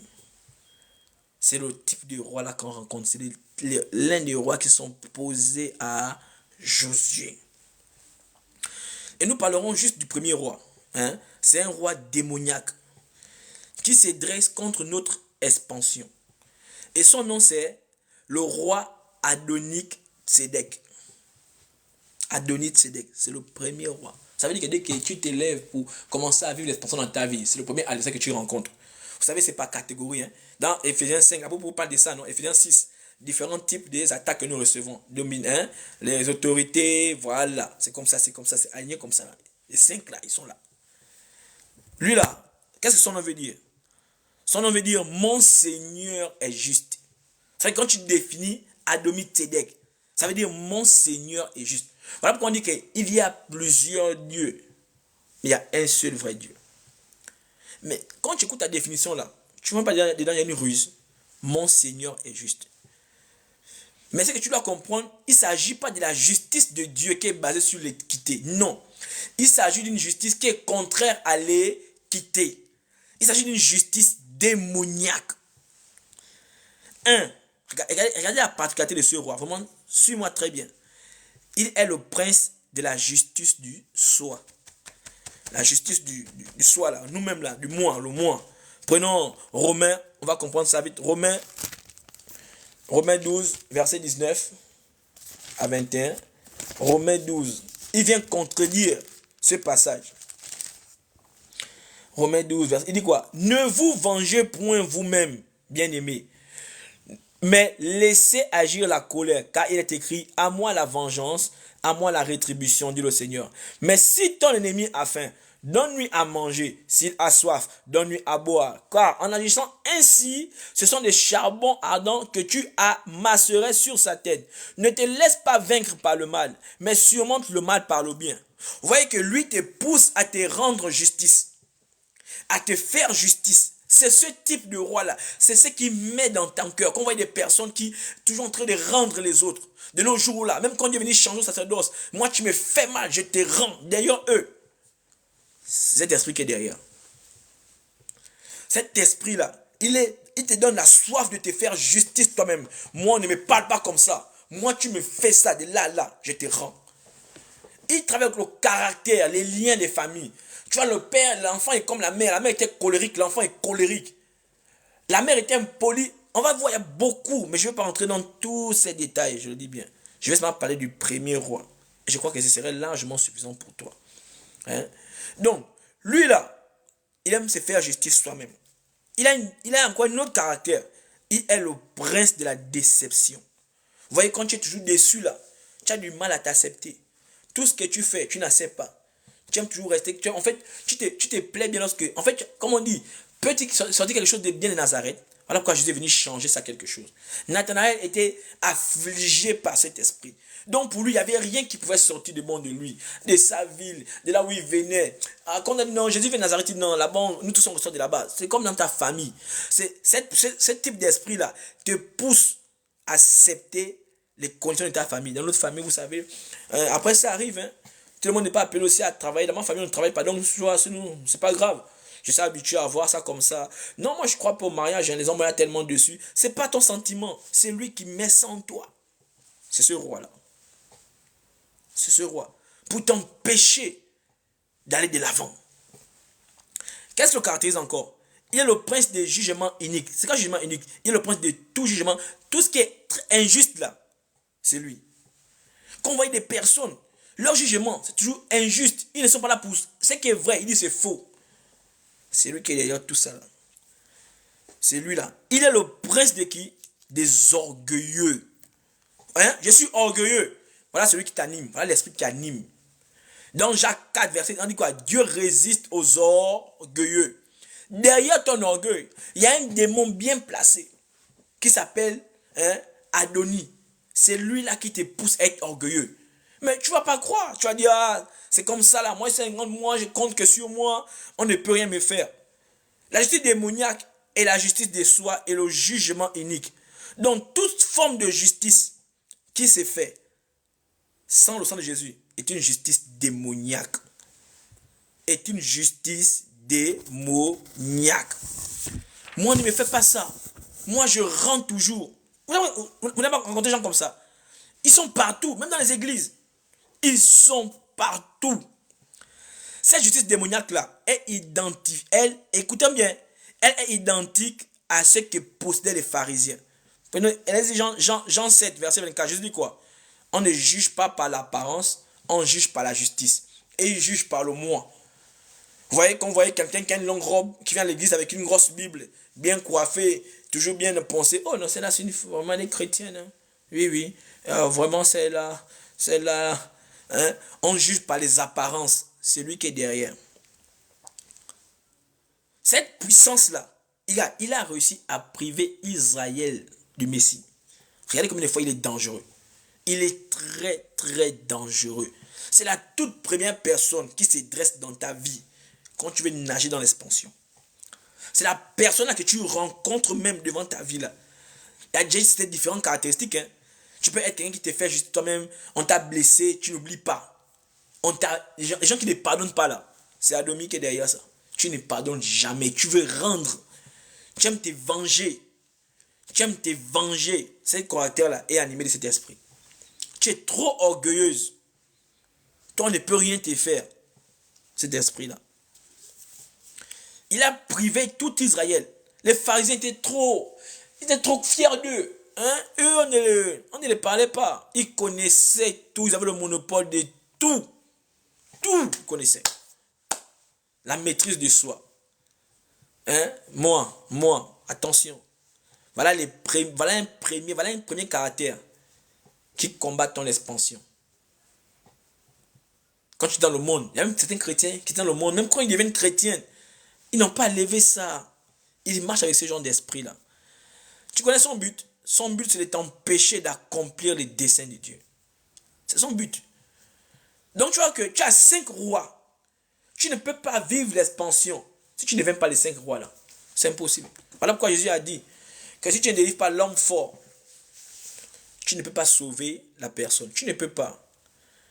Si tu n'attaches pas l'homme fort qui s'opposait à ton travail, à ton mariage, à ta vie chrétienne, à ta joie, à ta santé, tu vas subir les fouets. Tu vas subir les châtiments de ces hommes. Maintenant, remarquez une chose dans l'église. Je vais revenir dans l'église. Vous voyez, dans les églises, il y a des catégories de personnes. Parfois, c'est même des pasteurs, des prophètes. Ils sont dans les 5 ministères. Vous voyez ce que je veux dire? Voilà. Et vous allez remarquer ces personnes. Remarquez bien comment ils sont. Écoutons bien ce que je dis à donner. Prête bien attention à ce que je vais te dire. Il y a des personnes dans le ministère, tu vois. Si le plan moral, je vous assure, j'ai rencontré. Et on n'est pas mal d'eux. Sur le point moral, c'est des personnes qui se comportent très bien. Je vous assure. En fait, ils sont exempts de tout reproche. Non. C'est un bon mari, il se querelle pas avec sa femme, il ne bat pas sa femme. En fait, le couple est magnifique, quoi. Et les gens là, tu vois, vous voyez, toute l'église les en veut. Non. Chaque jeune veut se marier, dit, je veux que mon couple ressemble à papa tel. Je veux que mon couple ressemble à maman tel. Tellement vous les admirez, quoi. C'est les gars, ils sont polis, l'éducation était... Vous voyez ce monsieur riche qui est venu voir Jésus, il a dit, Seigneur, je vais te suivre. J'ai fait tout ce que le complément dit. Hein. Tu l'as dit, commande-moi là. J'ai respecté ça, Seigneur. Dieu dit, c'est vrai, oui. Alors va avant et suis-moi. Adonis. Il dit, hey! Vous voyez, il est venu, il était non. Tout le monde était content de l'admirer. Que waouh! Personne n'a fait ce que lui l'a fait. Il est magnifique. Il y a beaucoup de chrétiens comme ça. Là. Leur mariage est stable. Ils n'ont jamais divorcé. Ils n'ont jamais trompé sa femme. Sa femme ne lui a jamais trompé. Quand ils vont dans les mariages, sur les statues, non, leur love là même, c'est le meilleur love de l'église. Même le pasteur est derrière eux. Je vous assure que non. Ces gens de personnes dans l'église, ils sont tellement magnifiques. Il faut bien comprendre ce que je vais dire à la fin. Ils arrivent même à l'église, ils payent les écoles de certains enfants. Ils contribuent à certains enfants, aux parents qui sont démunis. Ils arrivent, ils payent l'école. Vous savez comme ça, parfois même certainement tu fais partie de ces personnes que les gars là ils t'ont aidé un jour, ils prennent des enfants, ils vont à l'orphelinat, ils visitent les orphelins, ils payent les orphelins les choses, ils payent tout. Il arrive, il peut même parfois même, hein. On appelle ça comment? Quand tu as un enfant de l'orphelinat, il peut adopter même un enfant. Vous voyez que dans tout ce qui est œuvre caritative là, ils sont magnifiques. Ils sont waouh. Je vous assure. Je vous assure. Quand les anniversaires, ils participent, ils envoient leurs enfants, ils ne viennent pas sans les cadeaux. Ils sont toujours là. Des gens comme ça dans les églises, hein. Ils sont où on veut, au moment où on veut. Ils sont toujours là pour aider les autres. Ils sont toujours là pour apporter quelque chose aux autres. Rappelez-vous 1 Corinthiens 13. Ils sont même prêts à mourir pour vous. Ils sont même prêts à défendre votre cause. Hein, écoutons bien. Mais regardez maintenant ce que le roi Adomi va les faire faire. Le côté là, il va les laisser. faut bien comprendre son rôle. Hein. J'ai dit son rôle, c'est quoi? C'est la justice de soi. Donc, j'ai dit il y a 5 rois. Donc, chacun a son rôle. Il y a la justice de soi, il y a l'orgueil, il y a la déception. Vous allez comprendre que donc, il est dans ces différentes catégories-là. Donc, ce qui n'est pas pour lui, il ne fait pas. Il fait que ce qui l'arrange. Donc, les personnes qui sont dans l'église, ils sont irréprochables. C'est-à-dire qu'on les donne la communion sans même faire la confession. On les donne ça sur place. Ils sont trop pieux. Pour les hommes, ils sont pieux. Maintenant, regardez là où Adomi rentre dans ces personnes-là. Qu'est-ce qu'il fait? Vous allez remarquer une chose, que ces personnes, tout ce que j'ai cité là, mais remarquez ces personnes-là, ils ne vont jamais investir dans les croisades. Jamais. Ça, le pasteur va dire non, il y a une croisade qui est là, il y a une convention qui est là, on va inviter les hommes de Dieu, on va inviter vraiment, en fait, il y a quelque chose pour la gloire de Dieu. Vous savez qu'il y aurait, en fait, qu'il y aurait quelque chose de magnifique, quoi. Ces personnes, ils n'interviennent jamais dans ça. Ils n'interviennent jamais dans ça. Jamais ils n'interviennent dans ça. Ils ne sont pas des missionnaires qui sont prêts. Salut. Ils ne sont pas des missionnaires qui sont prêts à aller mourir pour la cause de Dieu. Non, ils ne connaissent pas ça. Non, ils ne connaissent pas ça. Ils n'investissent pas dans les campagnes d'évangélisation dans le but d'aller sauver des âmes. Non, eux, ils ne sont pas dans ça. Vous voyez? Ils sont bien spécialisés quelque part. Mais dans ce qui est le plus important là, dans ce qu'on va dire, il faut aller sauver les âmes là-bas, non, là, vous allez être touché où il ne faut pas. C'est ça, Adomi, dans l'église. Je n'ai pas encore fini, on va encore aller plus profond. Il y a beaucoup de gens, des chrétiens, qui sont dans les églises. Ils sont là dans l'église. Ces chrétiens-là ne se soucient pas souvent de la grande commission des âmes perdues ailleurs. Ce n'est pas ça leur problème. Eux, ils aiment se contenter de ce petit truc où ils sont là. Tout ce qui les intéresse, c'est la gloire des hommes. Vous voyez? Ils n'aiment pas faire les choses pour plaire à Dieu. Mais ce n'est pas mauvais. Mais ils n'aiment pas trop ce genre de choses-là. Hein? Et malgré toute votre bonté, ces chrétiens-là, malgré tout leur bien, malgré que le monde dise qu'ils sont bien, ils ne seront jamais, je dis bien jamais, prêts à risquer leur vie pour Dieu. Non. Ça veut dire si cette personne elle vit dans le péché, on va dire non, laisse avoir la fornication pour suivre Jésus. Non, elle ne peut pas. Tout ce qui est risqué là, pour Dieu, elle n'est pas dedans ça. Non, elle peut être pécheresse et être bien dans l'église. Oui, elle peut être sorcière et investir dans l'église. Mais jamais elle n'est pas à risquer sa vie pour Dieu. Non, ça là, elle ne peut pas. Parce qu'elle est orgueilleuse. Elle connaît tout. Vous voyez combien de fois ce roi-là combat beaucoup de chrétiens. Mais comment tu vas savoir puisque tu n'es même pas enseigné? Enfin, beaucoup là sont heurtés qu'au premier roi dans leur vie. Mais ma vie ne marche pas, pasteur. Ma vie n'est reçue pas, prophète. Qu'est-ce qui se passe?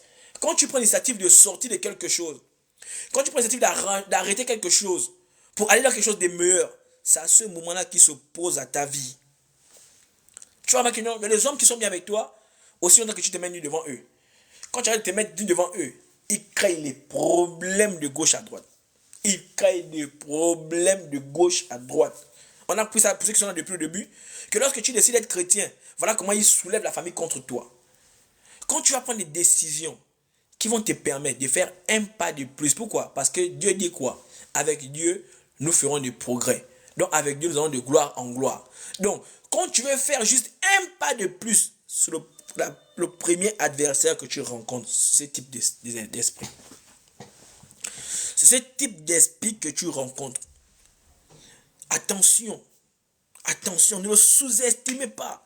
Il va te rendre là. On a dit quoi? C'est l'esprit de la déception, non? Il va te rendre là. Donc, tu vas être dessus. Ah, tous les jours, quand je vais faire les mouvements, ah, ça va. En tout cas, j'arrête. Hein. Mieux je ne me lance plus dans ça. Et puis, ce qui va se passer, va se passer. Oui, c'est lui. Tu vas toujours dessus. Tu as du mal à aller au bout. On a dit quoi? Il n'y a pas d'expansion sans combat. C'est impossible. C'est impossible. Tu ne peux pas vouloir grandir si tu ne passes pas par une bagarre. C'est une décision que tu dois prendre. Et lui, il va t'empêcher. Il te rend esclave, il te plie. Lui, c'est lui qui traite ton homme intérieur. Il va te faire culpabiliser. Parce que lui qui est dessus culpabilise beaucoup. Il a du mal à s'affirmer. Elle est appelée à subir. Hein? Quand elle veut sortir elle veut sortir un peu la tête de l'eau, on dit non, rentre à l'intérieur, tu es bien là-bas. On la met la tête dans l'eau, on dit non, toi tu restes là-bas. Quand tu veux sortir des choses de la famille, on te dit toi tu vas aller où? Toujours toi, reste là. C'est ce type d'esprit-là qui est derrière tout ça. Hein? C'est ce type d'esprit, il faut comprendre ça. Elle nous fait croire que vous ne manquez de rien.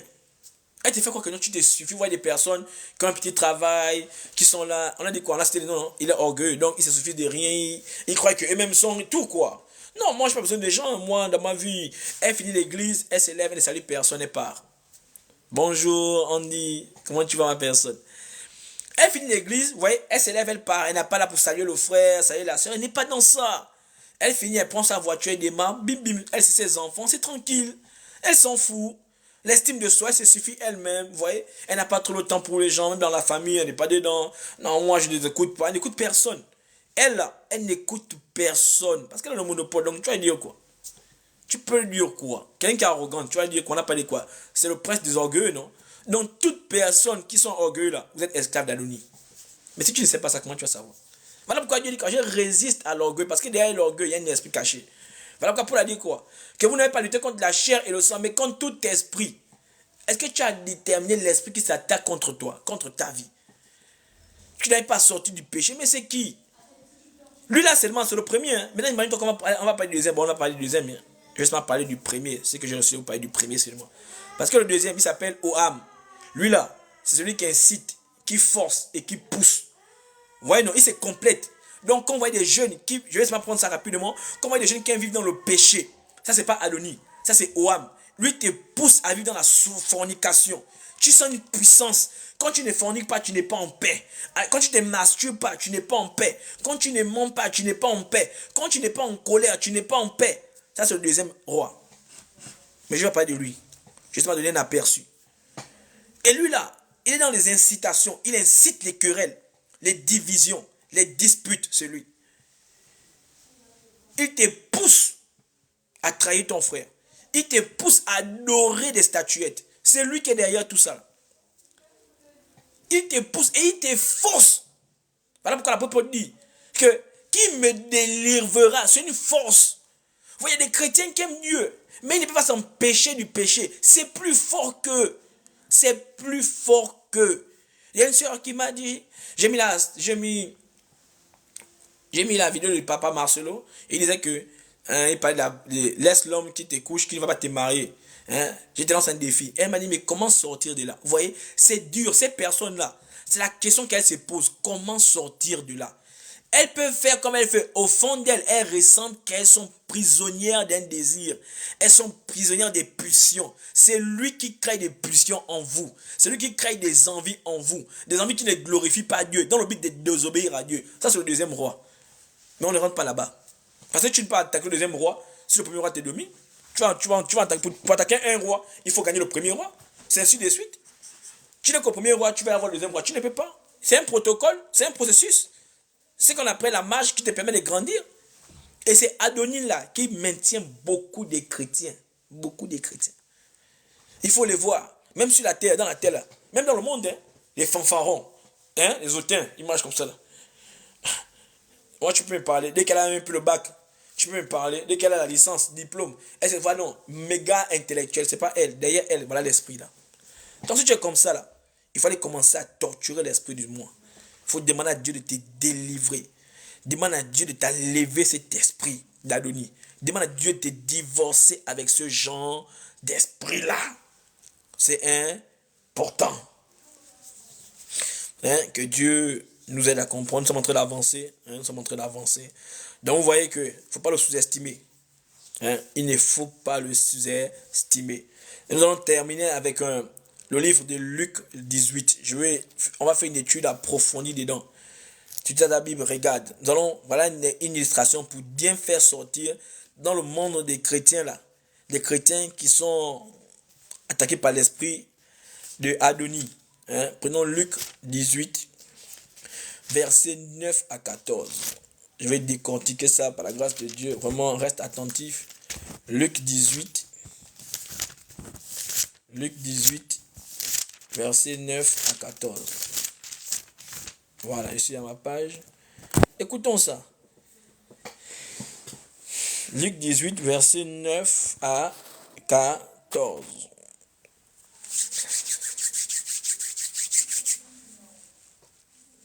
Il dit, il dit encore cette parabole. En vue de certaines personnes, c'est persuadant qu'elles étaient justes. Écoutons bien. En vue de certaines personnes qui se persuadaient qu'elles étaient quoi? Justes. Donc pour eux, elles estimaient qu'elles étaient justes. Adomi. Il dit quoi? Il dit, ne faisant aucun cas des autres, deux hommes montèrent au temple pour prier. L'un était pharisien et l'autre publicain. Les deux hommes montèrent pour prier. L'un était pharisien, l'autre. Et le pharisien debout priait ainsi lui-même. Ô Dieu, je te rends grâce de ce que je ne suis pas comme le reste des hommes, qui sont ravisseurs, injustes, adultères, ou même comme ce publicain. Je jeûne 2 fois la semaine, je donne la dîme de tous mes revenus. Le publicain se tenant à distance, n'osa même pas lever les yeux au ciel, mais il frappa sa poitrine en disant, ô Dieu, sois apaisé envers moi. Qui suis-je, un pécheur? Je vous le dis, celui-ci descendit dans sa maison justifié plutôt que l'autre. Car quiconque s'élève sera abaissé, et celui qui s'abaisse sera élevé. On lui amena aussi les petits enfants, afin qu'il les touche. Mais les disciples, voyant cela, reprenaient ceux qui emmenaient. Et Jésus les appela et dit, laissez venir à moi les petits enfants. Ne les empêchez pas, car le royaume de Dieu est pour ceux qui les ressemblent. Je vous le dis en vérité, quiconque ne recevra pas le royaume de Dieu comme un petit enfant, n'y rentrera point. Un chef interrogeant et dit, bon maître, que dois-je faire pour hériter la vie éternelle?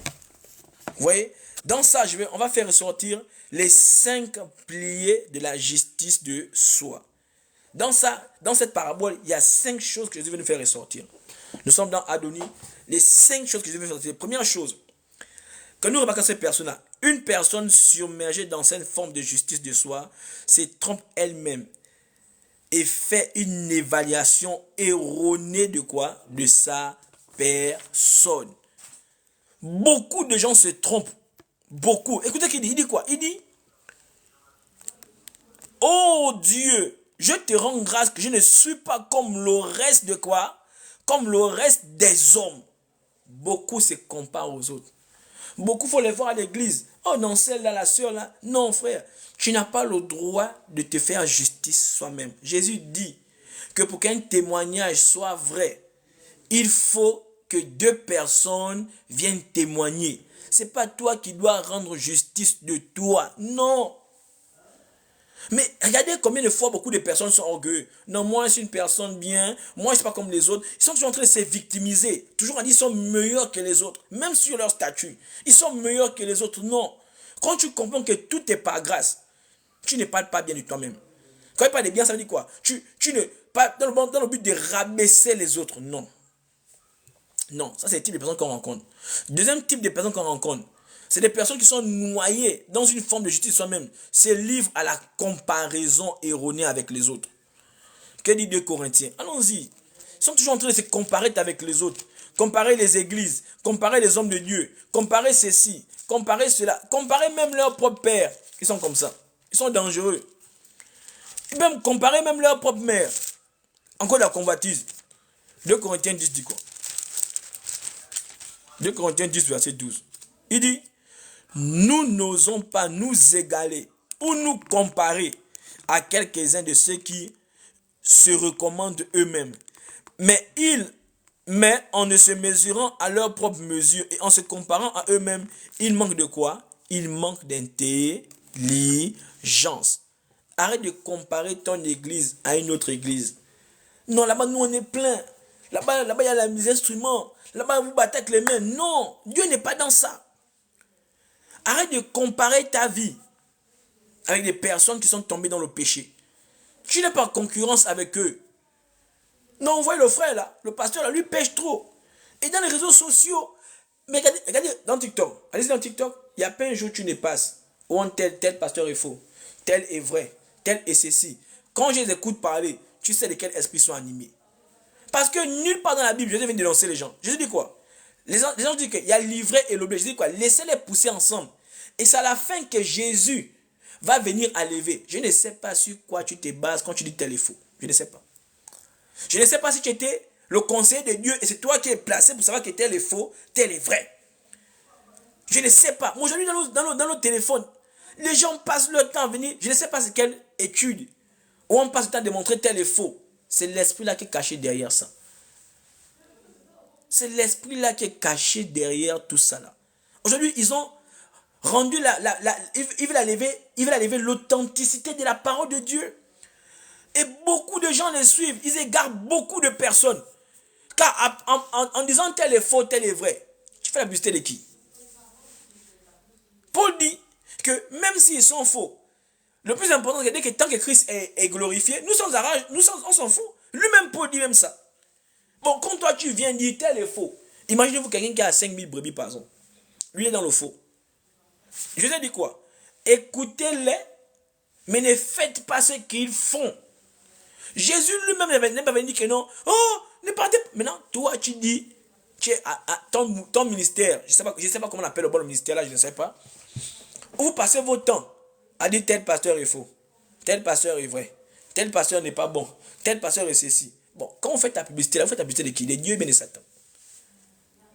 Et qui vous a ordonné de faire ça, c'est Dieu. Dans quel verset? 2 Corinthiens 12, 10. Ne comparez pas. Derrière cette comparaison, il y a un esprit qui anime les gens.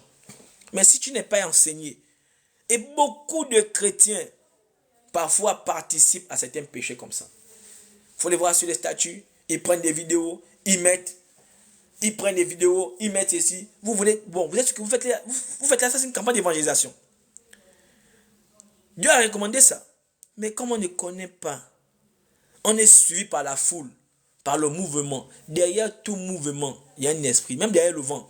Dieu dit quoi? Celui qui est derrière le vent, non. Derrière tout mouvement, il y a un esprit qui se cache. Mais comme mon peuple périt, faute de connaissance. On est toujours en train de se comparer. Comparer les églises, comparer les chantres. Tel chante mieux que tel personne. Non, Dieu n'est pas dans la comparaison, frère. Dieu est dans l'amour. Dieu n'est pas dans la comparaison. Dieu ne vient pas comparer. Dieu vient aimer. Quand tu marches dans l'amour, même le plus faible, tu le valorises. En toute personne, tu dois trouver de la valeur. Mais tu ne peux pas trouver la valeur parce que derrière toi, il y a un esprit qui t'anime. Cet esprit s'appelle Adonis, c'est l'un des rois. Lui, c'est ligue quand il faut t'empêcher de vivre les plans de Dieu. Quand Dieu veut te faire grandir, voilà le premier type d'esprit que tu vas rencontrer. Attention. Attention. Il y a des personnes plongées dans une forme de soi-même, possèdent une liste des actes qu'elle pose. Donc, elle se base que sur ce qu'elle fait. Ce qu'elle fait. Oh, je ne suis pas... On va dire ça tout de suite là.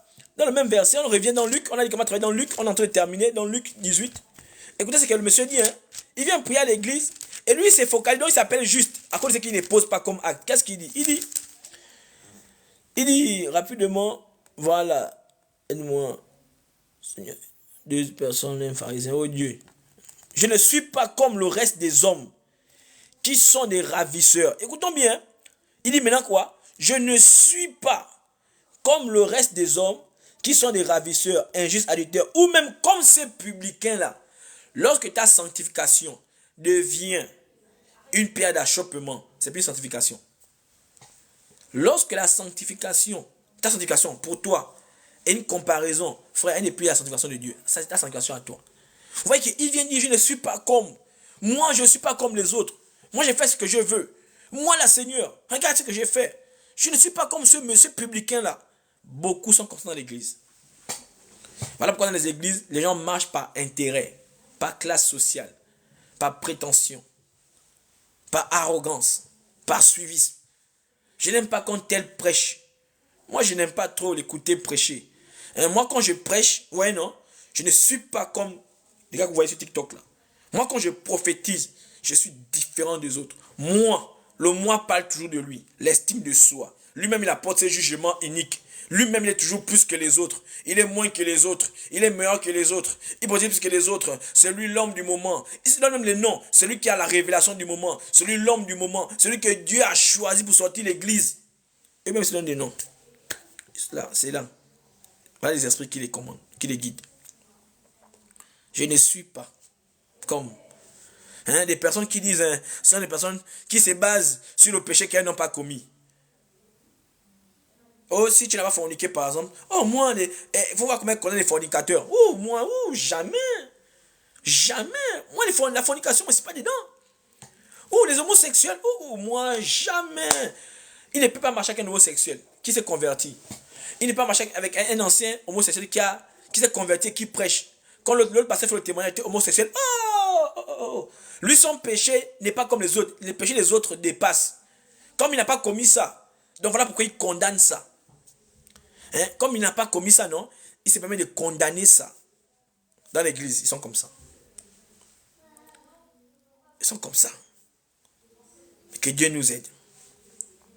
Il y a des personnes inclines à cette forme de justice, de justice de soi. Possèdent une liste de règles qu'elles observent. Hein? Moi, je jeûne. Vous avez lu, non? On va lire ensemble encore. On est en train de terminer. Il dit quoi? Il dit, je jeûne 2 fois par semaine. Hein? Je donne ma dîme de tous mes revenus. Des personnes qui font tous les éloges de ce qu'ils font dans l'église. Alors la Bible dit que ce que ta main droite fait, ta main gauche n'est pas obligée. Ça veut dire quoi? Ce que tu fais dans le secret, tu es obligé de le rendre en public. Mais comme ils sont tellement orgueilleux, ils aiment attirer les regards des autres. Alors, alléluia, je fais un témoignage. Même hier, il y avait la sœur telle. Est-ce même ton nom dans l'église? Hein? La sœur telle avait faim. Hein? Amen. Et moi, je suis venu. Je lui ai donné quelque chose à manger. Alléluia. J'ai donné le poulet. Même quand ils jeûnent, ils mettent sur les réseaux sociaux qu'ils sont en train de jeûner. Parce qu'ils veulent toujours montrer leur sacrifice. Leurs œuvres, ils veulent les montrer toujours aux hommes. Parce qu'ils n'ont que pour sujet les hommes, pas pour Dieu. Il faut les voir. Ils font le statut. Et Dieu, ça fait 2 jours de jeûne. Que Dieu vous bénisse. Hein, là, ici, on travaille encore, on monte. On se voit le 3e jour, sois connecté. Mais Dieu dit, dans quel but, dans quelle motivation? Dieu dit, c'est là. Il dit, moi, je jeûne. Il sait le nombre de fois qu'il jeûne. Il ne connaît pas si l'autre jeûne, si l'autre ne jeûne pas. Mais il dit, oh, moi, je jeûne 2 fois par jour. Moi, je fais ceci. Attention, Adonis. C'est un esprit dangereux. Vous voyez ces jeunes? On est là dans la Bible, hein? Luc, hein? 2 chrétiens ils vont dans l'église, hein? L'autre tabac, il publie, quand il jeûne, en fait, il n'a pas d'esclave avec Dieu. La seule chose qu'il ne publie pas, c'est quand il est nu dans la chambre avec sa femme. C'est la seule chose qu'il ne publie pas. Donc ça veut dire que l'homme comprend que même il y a des secrets qu'on garde dans l'intimité. Mais bizarrement, toute intimité avec Dieu, tout est toujours exposé. S'il sort d'un jeûne, c'est ce genre de personnes, tu sais quand il a jeûné. Pas besoin d'avoir la révélation parce qu'il va t'appeler. Ouais, on me dit, ouais, ça va, ouais. Là, tu vas lui demander, vous voyez les menteurs. Les menteurs, même quand tu ne demandes rien. On appelle ça quoi? Ils ont un terme là, pas des menteurs, ils ont un truc là. Des mythos. Une personne qui est mytho, même quand tu ne demandes rien, il va te dire ce qu'il a envie de faire, même si c'est ce qu'il a dans la tête. Donc, c'est des personnes, ils viennent prier à l'église, on ne lui a rien demandé. Il commence à dire à Dieu, tu vois, Seigneur, moi, je jeûne, tu vois, la semaine, j'ai fait 2 fois. Comme Dieu ne voit pas. Comme Dieu, là, il est aveugle. Donc, il faut qu'il précise ce qu'il fait. J'ai fait 2 fois le jeûne par jour, moi. Tu me connais. Peut-être ils pourront quand même dire, je me lave 3 fois la semaine, tu vois. Même là, hier, je m'a dit, mais avant-hier, donc tu connais Dieu. Ils sont comme ça dans les églises. Attention à l'uni. Attention à ton langage, frère. Or, quand tu comprends que tout ce que tu fais dans le secret, c'est Dieu qui te rend, tu restes calme. Oh, mais hier même, j'ai donné la dîme là-bas à un pasteur là même là qui m'a appelé. Tout ce que tu fais, tu es informé. Dans Luc 18, il y a des gens comme ça dans l'église.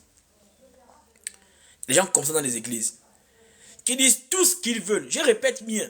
Je suis en train de terminer. Lorsqu'on parle de l'expansion, j'ai dit il y a 5 types d'esprits qui s'opposent à nous.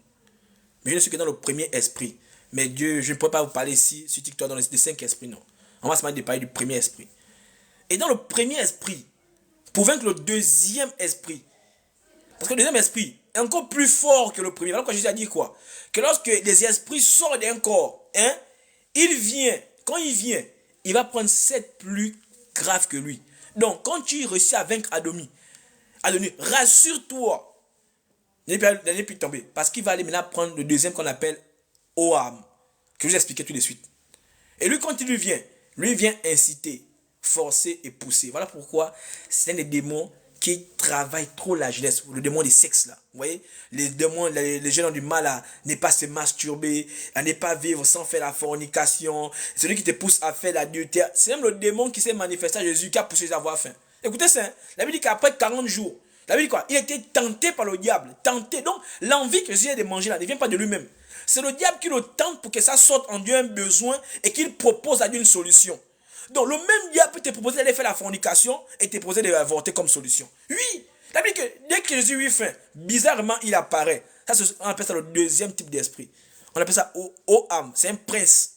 C'est un prince aussi, lui-là. Je ne parle pas des démons, je parle des princes. Et les princes sont ligués où c'est? Dans les hauteurs, les sphères. Le deuxième ciel, là. Ceux qui occupent ça. Les esprits méchants.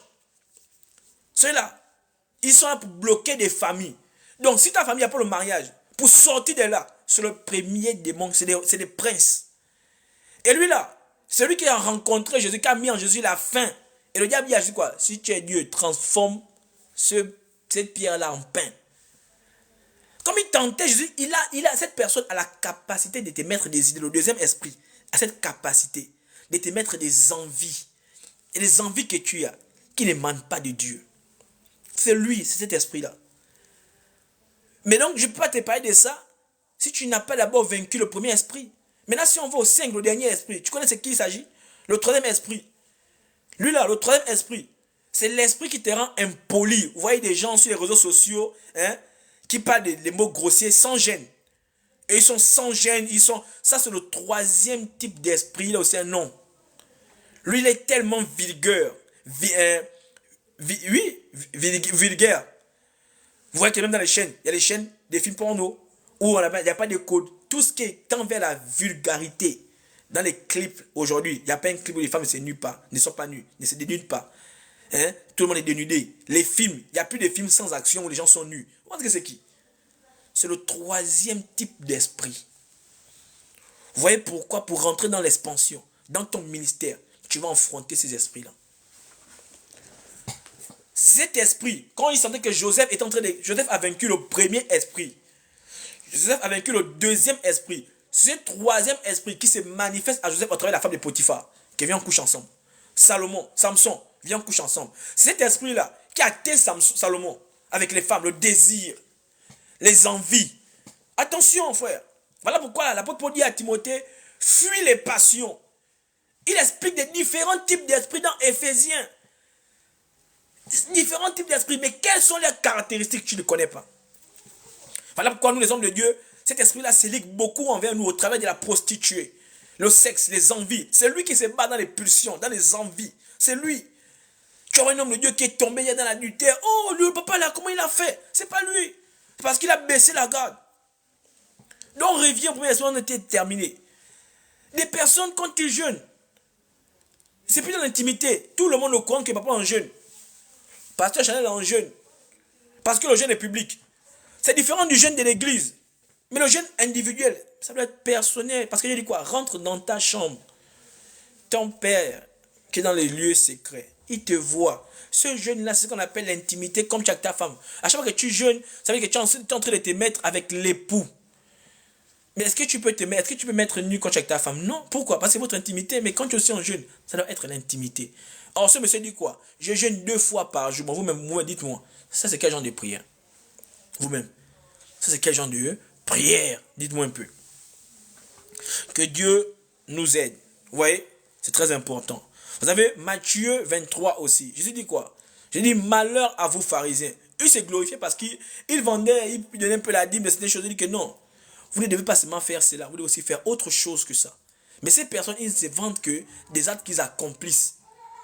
Donc pour eux, les actes qu'ils accomplissent là, c'est le summum de tout. Et le dernier pilier avec lequel l'esprit des Adonis marche, c'est les personnes inondées dans une forme de justice de soi et l'orgueil. Ils sont tellement orgueilleux. Ils ne se suffisent qu'eux-mêmes. Ils n'ont pas besoin de gens. Oh, ceux-là, ils n'ont pas le temps, même à l'église. Tout ce qu'ils font, ils sont incontournables. Pour eux, ils sont irremplaçables à l'église. Ça veut dire que lui, il peut me dire au pasteur que si je sors de votre église, vous n'aurez plus jamais les âmes.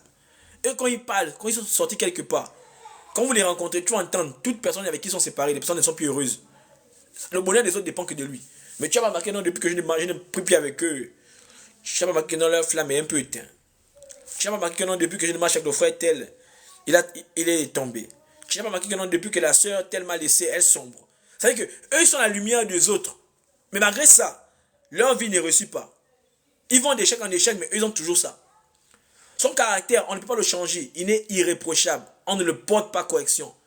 On ne peut pas le remarquer, on ne peut pas le poser, le conseiller quand il est en colère. Non. Il n'écoute personne. C'est ce type de personne qui amène la bonne humeur quand il veut et il amène la mauvaise humeur quand il veut. Il peut mettre la mauvaise humeur dans une famille quand il veut, comme il veut. Ce sont type de personnes-là qui sont attaquées par ce genre d'esprit. Maintenant, tu as écouté l'enseignement d'aujourd'hui. Et tu as envie de naître, tu as envie de grandir dans l'expansion. Dans le domaine marital, dans le domaine du travail, tu veux te marier, tu veux travailler, tu vas avoir des enfants, tu veux posséder beaucoup de choses. Et tu comprends que pour marcher dans l'expansion, tu as besoin du Saint-Esprit. Tu ne peux pas manifester l'expansion si tu n'es pas spirituel. Jésus a dit aux apôtres, hein, allez-y, allez-y. Pour aller, il fallait qu'ils les équipent. Et tu as besoin d'être équipé. Tu as besoin du Saint-Esprit. Tu as besoin de quelque chose. Tu as tellement besoin de ça. Allez bosser et ne vous perdez pas le temps. Que Dieu te bénisse. Ah, mais tu as quand même le temps de m'écrire. Mais c'est gentil. Hein? C'est important. Tu dois comprendre qu'il n'y a pas d'expansion sans combat. Il n'y a pas d'expansion sans bataille. Tu as besoin de batailler. Tu ne peux pas réussir si tu n'es pas un combattant. Alors tu dois t'élever pour sortir de l'enclume des parents, pour sortir du joug de la tradition, pour sortir des rites sataniques, pour sortir de toutes sortes de malédictions. Tu as besoin d'être un guerrier pour voir ta prophétie, voir l'accomplissement. Parce qu'il n'y a pas d'expansion sans avoir une parole prophétique. Mais pour rentrer dans la position de tout ce que Dieu t'a montré, tout ce qui a été dit sur ta vie, tu dois passer par un combat. Et tu dois prendre une décision maintenant. Tu as certainement compris cet esprit qui s'est ligué contre ton chemin. Tu as compris aujourd'hui que pour vivre joyeuse, il n'y a pas de paix, il n'y a pas de repos. En guerre, en temps de guerre, il n'y a pas de repos. En temps de guerre, il n'y a pas de repos. Alors tu dois comprendre qu'il y a un temps pour tout. Certainement dans le temps où tu dois combattre pour entrer dans ton mariage, pour entrer dans ton travail, pour entrer dans certaines choses. Tu as compris que tu dois combattre. Alors arrête de baisser les bras. Arrête de croiser les bras. C'est le temps de te lever. Voilà pourquoi Dieu dit qu'il y a un peu de sommeil. Il n'y a pas de personnes qui passent du temps à dormir. Qui sort de mort. Oh, sors de mort. Sors de mort. Sors de mort. Sors de mort. Et lève-toi. Et lève-toi. Il est temps que tu rentres en possession de ta terre promise. Je vais prier. Éternel mon Dieu, nous avons écouté cette prédication. Nous voulons posséder dans le ministère. Nous voulons voir l'expansion au niveau du salut des âmes. Nous voulons voir l'expansion au niveau de la conversion. Nous voulons voir l'expansion au niveau des changements de cœur. Nous voulons voir l'expansion, Père, dans tous les domaines de notre vie. Mais ça n'est possible qu'à travers le Saint-Esprit. Alors, Saint-Esprit, nous te supplions. Toi qui convaincs les cœurs. Toi qui es la personne que Dieu a mandatée pour travailler avec nous sur cette terre. Toi qui es là pour combattre pour nous. Alors lève-toi, Père. Renouvelle notre intelligence. Renouvelle nos yeux. Renouvelle nos oreilles. Renouvelle notre homme intellect. Père, donne-nous la force de nourrir notre esprit. Donne-nous la force de lire la parole de Dieu. Père, nous voulons posséder. Nous voulons conquérir. Où nos pères ne sont pas arrivés, nous voulons arriver. Où nos parents n'ont pas mis pied, nous voulons mettre pied. Afin que nos enfants puissent se reposer. Afin que nos époux, afin que notre époux puisse se reposer. Afin que nos pères et notre mère puissent dormir en étant rassasiés. Afin que l'église, afin que l'évangile puisse s'épanouir, puisse s'étendre dans le monde. Père, ton but, c'est que nous puissions être des conquérants. Père, aide-nous à être des conquérants. Nous voulons conquérir le monde. Nous voulons conquérir les cœurs. Nous voulons arracher des personnes des boîtes de nuit. Nous voulons sortir des personnes de lesbianisme. Nous voulons sortir des personnes, Père, du mensonge. Nous voulons sortir des personnes de la mort. Nous voulons sortir des personnes de la méchanceté. Mais aide-nous à être des résistants. Aide-nous à résister au diable sur toutes ses formes. Père, que l'honneur et la gloire te soient rendus. Au nom de Jésus, Amen. Que Dieu vous bénisse. Bonne journée, bonne fin d'après-midi.